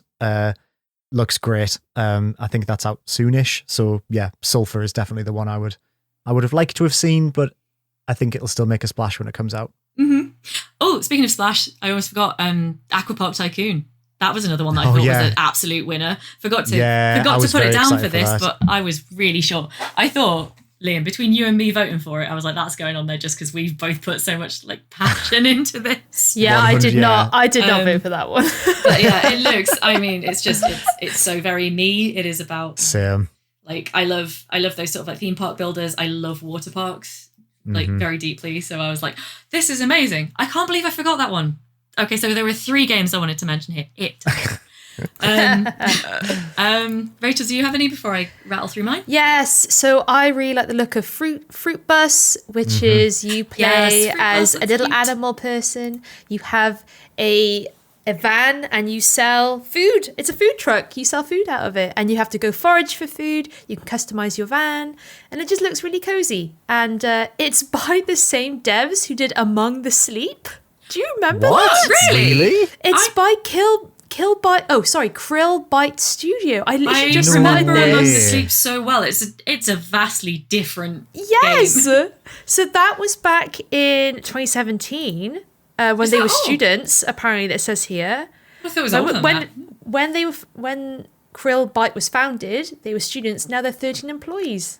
Oh, good for them. Amazing. So yeah, mine was Fruit Bus, which looked very cute and cozy. I also put Fruit Bus on my Yay! shortlist because I thought it was really, really good. So what were yours, Rebecca? What were your The other two that I was genuinely just like very arrogantly assumed everyone would immediately agree with me on. One was Creature Kind, which is it just, I don't know, this of all the games in the long list, this was the one that most immediately, like I had to shortlist it immediately, it jumped out at me. It's kind of a hard sell for me because it's doing the like roguelike deck builder turn-based tactical, which I think is like, that's a very oversaturated genre at the moment. But maybe the fact that this one jumped out to me was why I so strongly like glommed onto it as an idea, because it is like, it's got a sort of magical school aspect to it, but it's also like very like cartoony images and it's got like a very diverse cast, which is really cool. But the fact that what I really liked was you can sort of choose to do it as a magic battle or as a debate. And I thought that was like a really fun way of like playing cards. Here's a Rebecca checkbox. It really Debating. is. But tick. like, diversity. Tick. Yeah. Monsters in the supernatural. Tick. Magic school. Female tick. protagonist. Like, magic school. Like everything was ticking. Just everything aligned with it so perfectly. I'm really excited for this one. But yeah, I think I've seen games where it's like you can talk your way out of the boss fight, but I've never seen games that go, the talking has the exact same mechanics as the boss fight, and it will be just card like, you know, something like Ooblets, which has got like it's a dance battle instead of a fight, and this has got kind of that, it's got a very Ooblets vibe, I think, in that sense to it. So really excited to see what comes of this one. And the other one that I was really excited for was Nurikabe World, which is a logic puzzle game based on, I think, a Japanese like pen and paper puzzle, like very traditional sort of tabletop game, but they've done it such that it's kind of like, it looks a bit to my untrained eye like a Sudoku grid, but the way you're interacting with it in this particular version of the game is you're building like little worlds, almost like Catan style, like putting tiles down to make a little sweet environment based on like a certain like requirement for what that environment's going to have in it. And I just thought that was like so nice. They've got they've got like very autumnal like Japanese villages. There's like cherry blossom parks, you know, it just looks really nice and really fun. And before we started recording, Rachel and I were talking about like puzzle games we think maybe like puzzle games don't do that well in this kind of competition because visually they're not that, even though they are so gripping, that puzzle games are probably the games that people play the most, right? Whether they even kind of admit it or realize it or not. You know, things like Wordle, like I'm constantly on my phone at the moment playing this little Tetris style game that came with my new phone, and it's just really, you know, good for, you know, 2048, all these things that just hook your brain. But they don't look that stunning when you've got to like skim through all of these. But with this one, it looks so good. I really thought more people would be like, wow. But yeah, that didn't make the shortlist either, sadly, but I'm still really excited. Incidentally, both of the ones I just mentioned, Neuro Cowboy World and Creature Kind, now have demos out on Steam. So if people want to check out those demos, like I just downloaded them today when I found that out. So yeah, definitely those are the 3, as it turns out, that I was like shocked did not make it and wanted to shout out anyways. Hell yeah. Nice. Love it. Indie Cup, yay! Invite us back next year. Yes, please do. Yeah, absolutely. We have fun. Yeah. Also, it should we say that there were a couple of other awards that went to games that weren't in our category. Okay. I don't feel that I have the authority to speak on these because we didn't see them. But the Rising Star Award, which went to Yes, Your Grace Snowfall. Most Experimental Game Award went to something called Tarnished Blood, which we just had a quick look at, and that looks weird. It looks very like intense. Venom artwork, like, but then I don't know, man. What's going on there? I don't know. I'm just throwing these out so people can look them up if they want to. And finally, the Next Big Thing Award, which went to something called Hollow Home, which looks very like a me game, actually, now that I see it. Narrative RPG survival game. It's got like, it reminds me of this one zombie game that I bought once that I was really excited for. And I was like, why is this game only £2 on like a fire sale? And it was because it was really, really quite bad. And I was just like, I really hope that this, can do that sort of thing well. It's got a bit of a like, what's the game called? I'm totally blanking. Project Zomboid. Project Zomboid, like top down sort of like survival style to it, but like very narrative heavy, which I know I've played other games that are in that vein, and I'm constantly trying to find like the one that is like, and a jury of our peers is called this the next big thing, and I trust them. So yes, this looks very Disco Elysium inspired. They have the black. Yeah, it's what's it called? visually Dialogue. Disco Elysium, isn't it? Dialogue but box. It's set in an occupied city, I think, so it feels a bit This War of Mine as well to me. Ooh, yeah. What an interesting combination. Really interesting. Well done to everyone. Yeah, congrats to everyone. Congrats to everyone. Thanks to everyone who sent games in. It was really fun looking at. It was. Yeah, it was brilliant. Hundreds and hundreds of them. You should definitely check it out. Check out the website. Check them out on socials. The team over there do such an amazing job. Yes. And they're very receptive and always in touch. Just and it's generally lovely that they lovely invited people us back. as well. They are. Yeah. Always really pleasant to talk to, and just like, thanks for having us back, guys. It's been a pleasure. All right. I think it's time for some hyperfixations, guys.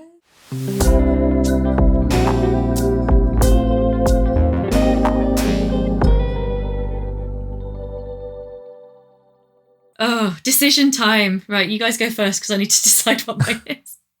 I'll go first. I'll be very, very quick. I finished a book. Yay, Liam's doing a book recommendation. Oh, no. You're going to rack us now. You're absolutely going to rack us. Whenever you say you've just finished a book, I brace myself. Oh, yeah, I know, right? It's like... the most harrowing description. It's a heavy one. Actually, I've already told you about this book when we were together the other week, but I've just finished it. So it's Erasure, a novel by Percival Everett.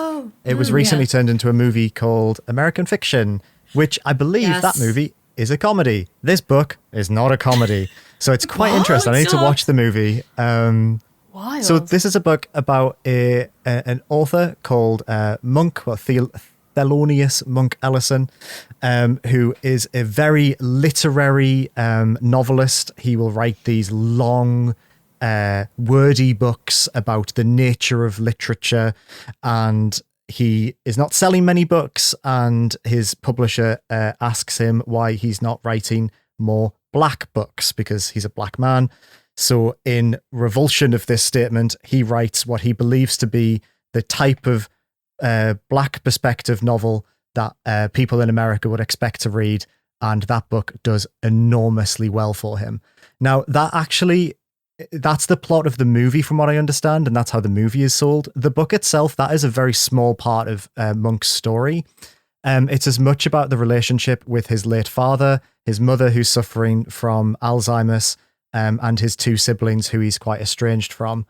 And as a portrait of a person, the family dynamics and the relationship with art and also how your race makes how people will interpret your art based on your race, and also whether or not like stories are yours to tell, and how sometimes other people will tell you how your story should be told and perceived. Like even me recommending this, I think, as a white man, it kind of runs counter to some of the things that are raised in the book. But it's a stunning novel. It's a difficult read. It's a very inventive read. The way that it tries to communicate to you how literary Monk is that sometimes you have to read like 10 pages of like this novel he's written or this essay he's written that is barely legible to someone as dumb as me. But I had such an incredible time reading it. It has a fantastically satisfying ending. I loved Monk as a character. I think he's such a well-rounded, fleshed out human being, and spending time with him is a pleasure as much as the book itself might not be in some parts. Brilliant stuff. I really, really recommend it. One of the best books I think I've ever read, to be honest. I think it's a 5-star novel. Yeah. Whoa. It's so good. You have It's good. your Liam's sad book club collection. Maybe not sad book club, but like actually, just a very intense. Your books you read are very intense book club. We should get a tag going for that on the site, right? Intense book club. I'll put that. Intense book club. I like that a lot. That would help people a lot if they could filter for that on the site, because I go back quite frequently to your book recommendations. I picked a couple up. I don't know if you can see some behind me. In my have you? Ooh. Which I'm saving for the apt moment, because at the moment I read manga and young adult because my brain is mush. But yeah, I would be really interested as well. If you do check out the movie, I would love to know your take on this being turned into I need to watch it. I mean, as I understand it, I've not seen it. wild. I would love to see it because it's Jeffrey Wright, isn't it? As the lead, who I really love him as an actor. Perfect casting for Monk based on the book. He's fantastic. But yeah, from what I've seen of it, like advertisements around it, I get the sense that it's kind of like a subtle kind of dark comedy, but nevertheless a comedy. And so I'd be really interested to know like how that gels with a sort of very non-comedic source material. Yeah, me too. I'll definitely watch it and I'll report back. Who's directing? It's like a first-time director, I think. Oh, interesting. Okay. Who is it? Who are you? Who is it? Who is it? A Who comedy. directed you? What? Cord Jefferson. Oh, no. Oh, wow. Okay. So Cord Jefferson is a writer and producer known for American Fiction, The Good Place, and the Watchmen TV show from 2019, which I loved. I also like that TV show for The Watchmen. That's the only Watchmen thing I've ever seen. It yet, I thought it was really love good. The Good Place. Oh, he wrote American Fiction for the screen. So he wrote and directed. He wrote Watchmen. Oh, he's a writer on Watchmen. He's a writer on The Good Place. He was a writer on Master of None, and he wrote and directed American Fiction. Here we go. Nice. Okay, yeah. I'm even more excited to watch it now then. Damn, yeah. That is good. I still think about The Good Place like all the time.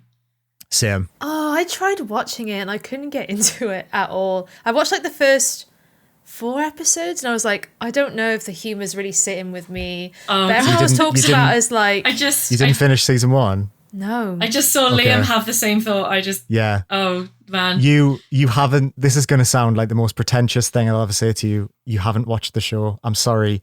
You need to finish season 1 if you're going to give it a shot.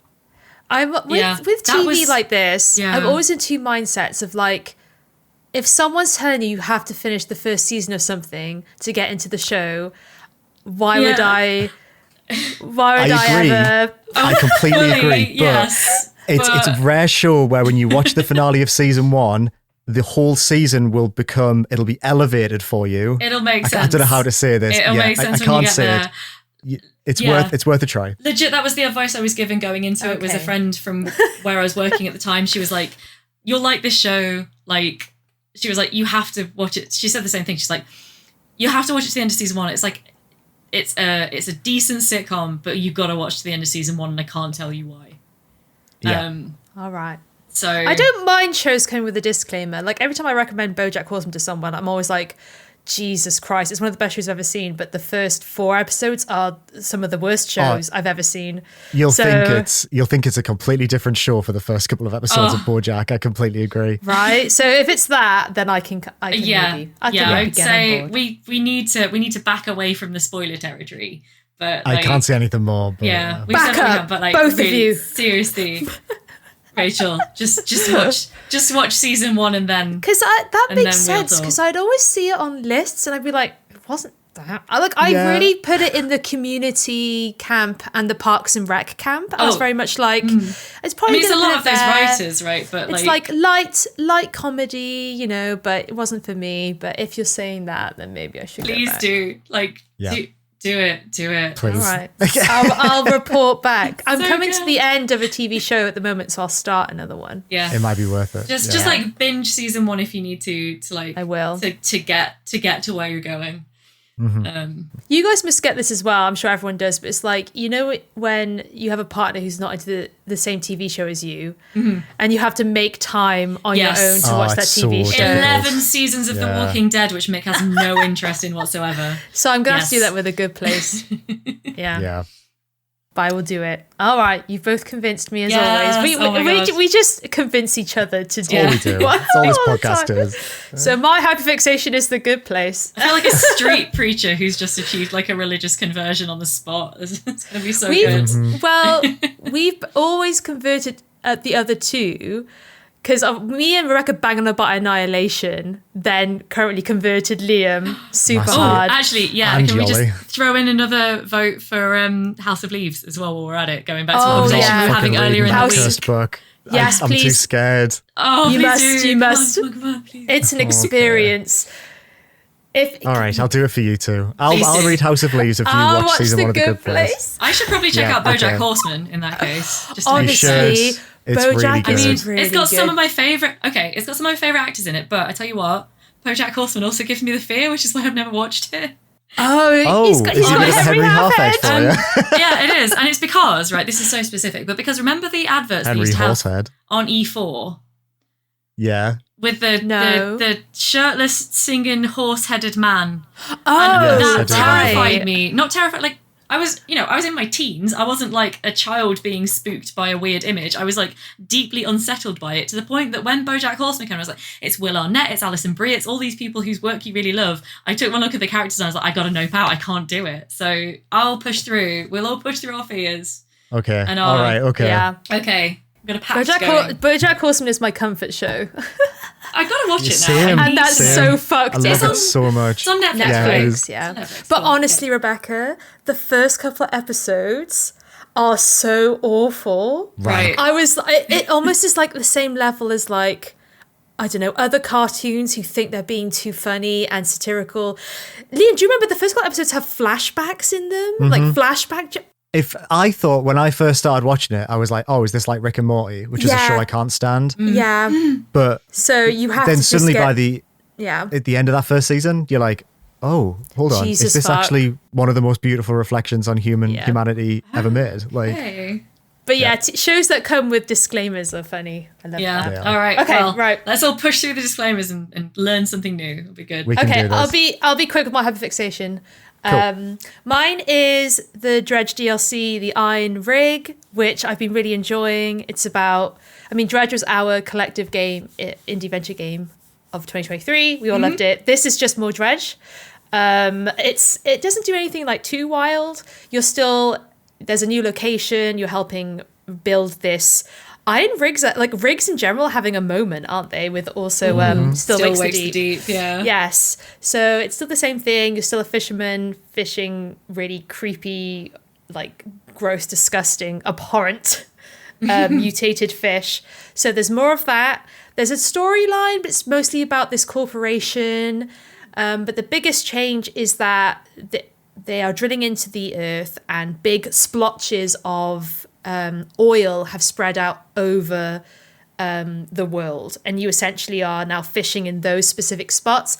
And also you have an ability that lets you collect that oil and make it into a new resource for yourself. It's really good. I had a good time. The only thing is, I wasn't the big bad of, because I also played their other DLC, which is the Frozen Wastes, or I've forgotten, the Pale Reach, sorry. Oh. And that had a really good monster. This one, the monster is like, you can probably miss it unless you're like actively pushing your luck with like going out at night and like messing around and not being too careful. So I was a bit disappointed with that aspect, because I had to look it up to be like, how do I actually see this thing? Because I want to encounter it. But it is still really good. I just wish there was a bit more of that. I wanted more. Like, I played these games because I want to see these horrible creatures, big, nasty monsters. And with this one, you can easily miss it, which is quite surprising. But it's still very good. As I said, it's just more of Dredge. It's very good. So, yeah. Nice. The Excellent Iron recommendation. Ring. I look forward to it, especially now that I know, because I will admit, I knew it was the Iron Rig, but for most of the time that I have been aware of this DLC's existence, which is about 8 or 10 months now, I have been misreading it as the Iron Ring, which meant I was not understanding that it was going to be set on an oil rig. And now I'm more excited, because that's like, because you know, the thing is, like, in Dredge, you go and you get like rings, you have to go and retrieve like pieces of jewelry for people. Oh, So yeah. I was under the impression that that was It somehow was like going a to be the cursed thing. artifact. or Because just something. occasionally, I will completely convince myself, especially if it's like the last word in a game title, because I read a lot of game titles, I will just skim over it and I will get completely the wrong end of the stick. I did it before Quick with the read. Vampire the Masquerade game that was Sins of the Sires, which is a big thing in VTM lore, which I know because I know a lot about VTM lore. I read it as Sirens every time, and someone in the RPS comment section had to correct me, and I was like, oh, fuck, of course. I am acting like I don't know a damn thing about this series that I've been like learning about since I was 14. God damn it.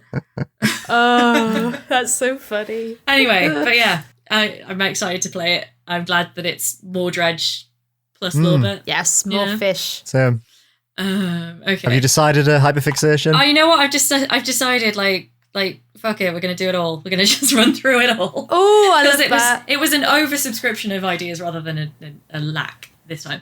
Got you. 2 of them are things that I'm halfway through, so I won't linger. Mm-hmm. Based on a recommendation from both you guys when I saw you the other weekend, but I think not recorded on the podcast. But I have started. My partner and I have started watching American Vandal on Netflix, which is brilliant. Oh, so Can't believe I overlooked this for so good. long. And because it's like a bit of an older series, I recognise a lot of the actors from other stuff now as well, which is quite. I'm glad to see how many of them have kind of like come along in the last 8 years and now are getting more jobs. But yeah, it's a very funny. I love mockumentaries. I love mockumentary like comedies, and this is such a deadpan one of just some kids investigating a vandalism incident at their school. It's got some very stupid jokes in, but it's just done so seriously. Everyone takes it incredibly seriously. I'm only about 5 or 6. I'm about halfway through the first season, about 5 episodes in, but I'm just really enjoying it. So thanks both so much for the recommendation.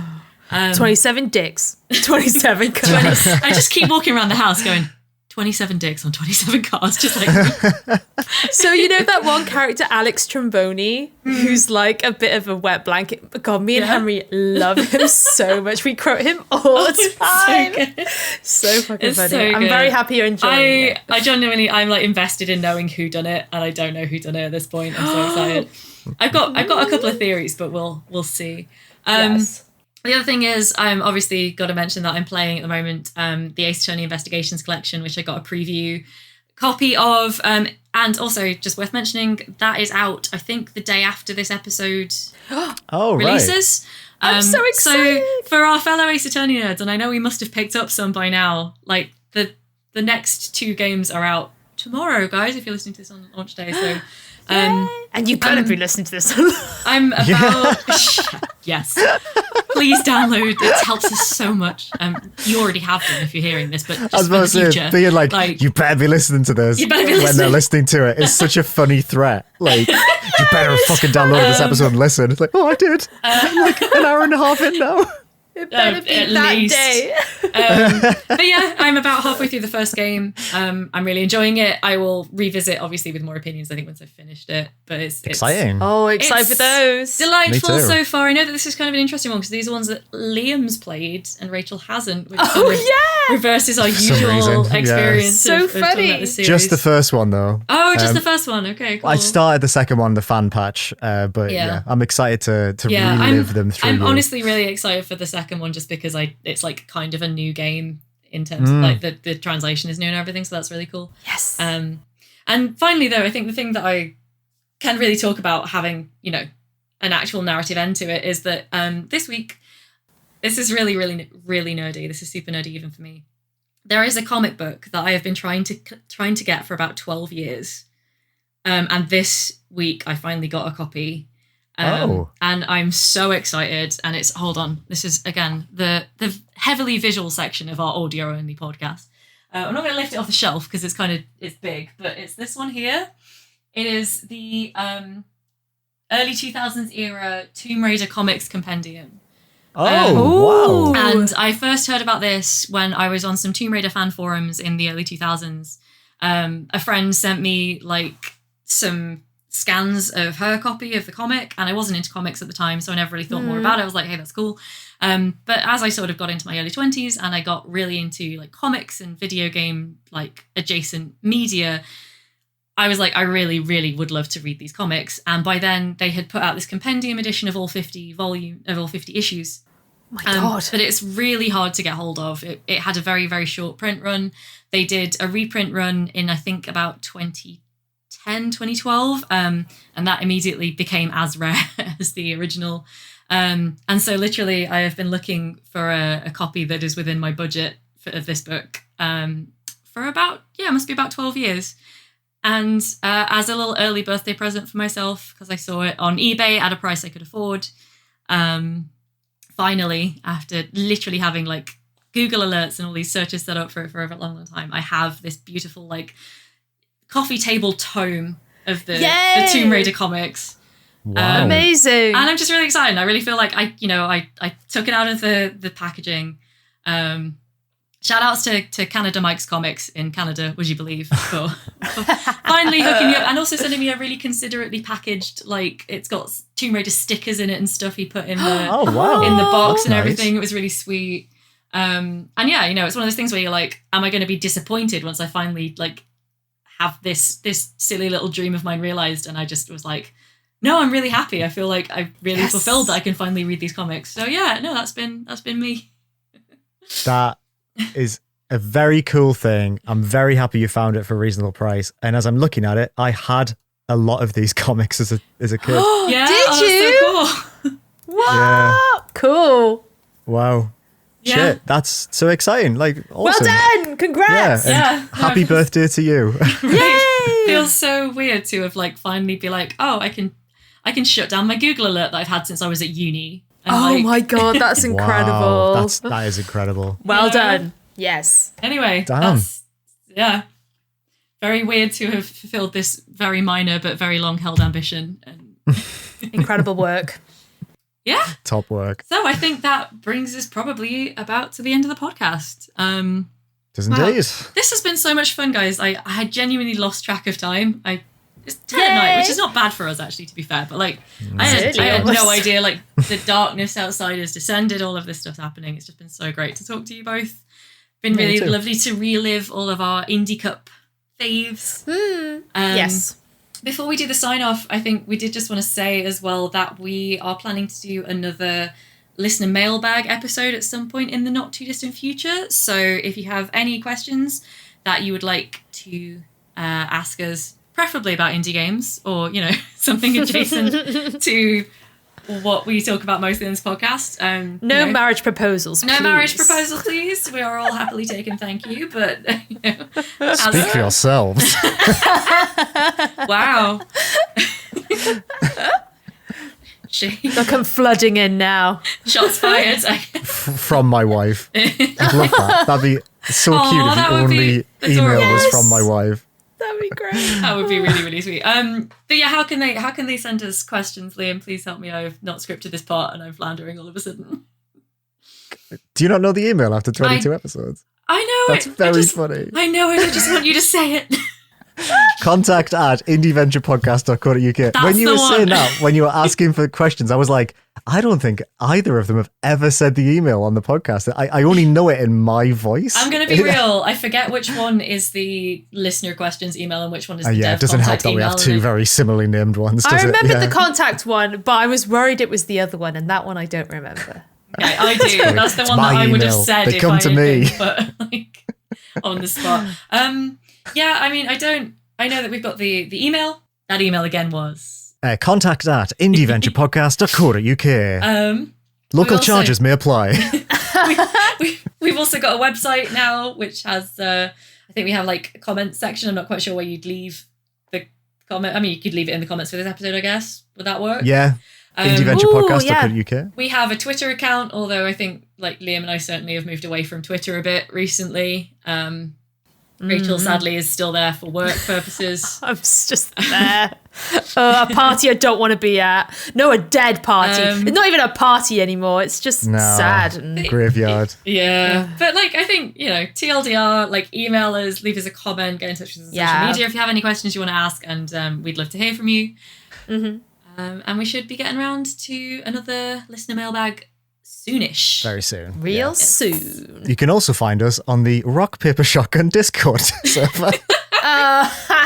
The unofficial Discord of Indie Venture. I don't know. I'll leave it up to Rachel to leave it if she wants to. That was pretty good though. That was pretty good. Fuck yeah. Yeah, I mean, if you do elect to leave that in, there is now a what's the channel called? There is a channel now for. It's called Horus Heresy. It's Yes. dedicated to ex-writers and their projects, and we feature prominently in there, which is very nice of It is Yes, lovely. thank the you. people who run that server. Yeah, I actually should probably leave that in because that's actually quite useful. Oh, I'm absolutely leaving. Yeah, it. absolutely. I love that we've not made a Discord. We've just parked up in someone else's. It's Yeah. very funny to me. We didn't do it. Our lovely listeners did it. Yeah, they're we love that. so nice. Yeah. We do love that. Thank you very much for starting that like grassroots campaign that saved us a job.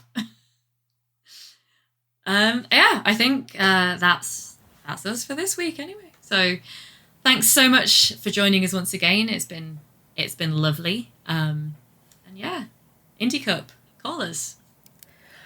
Call us Bye. again. Redial. Bye. Bye. Indie Cup, call us. Redial. Indie Venture is a video games podcast created, produced, hosted, and edited by Rachel Watts, Rebecca Jones, and me, Liam Richardson. For more information, including a list of every game we mentioned in this episode, make sure to check out our website, indieventurepodcast.co.uk. You can get in touch by sending your questions, comments, and feedback to contact@indieventurepodcast.co.uk. You can support the show by rating us 5 stars and leaving a review on Apple Podcasts or your preferred podcast provider of choice. Some of the games we talk about on the show may have been provided to us for free for review consideration. Our intro music and stings were composed for us by Ollie Newbury. Check the episode description to hear more of his excellent tunes. Thanks so much for listening, and we'll see you again in 2 weeks for another episode of Indie Venture. Bye for now.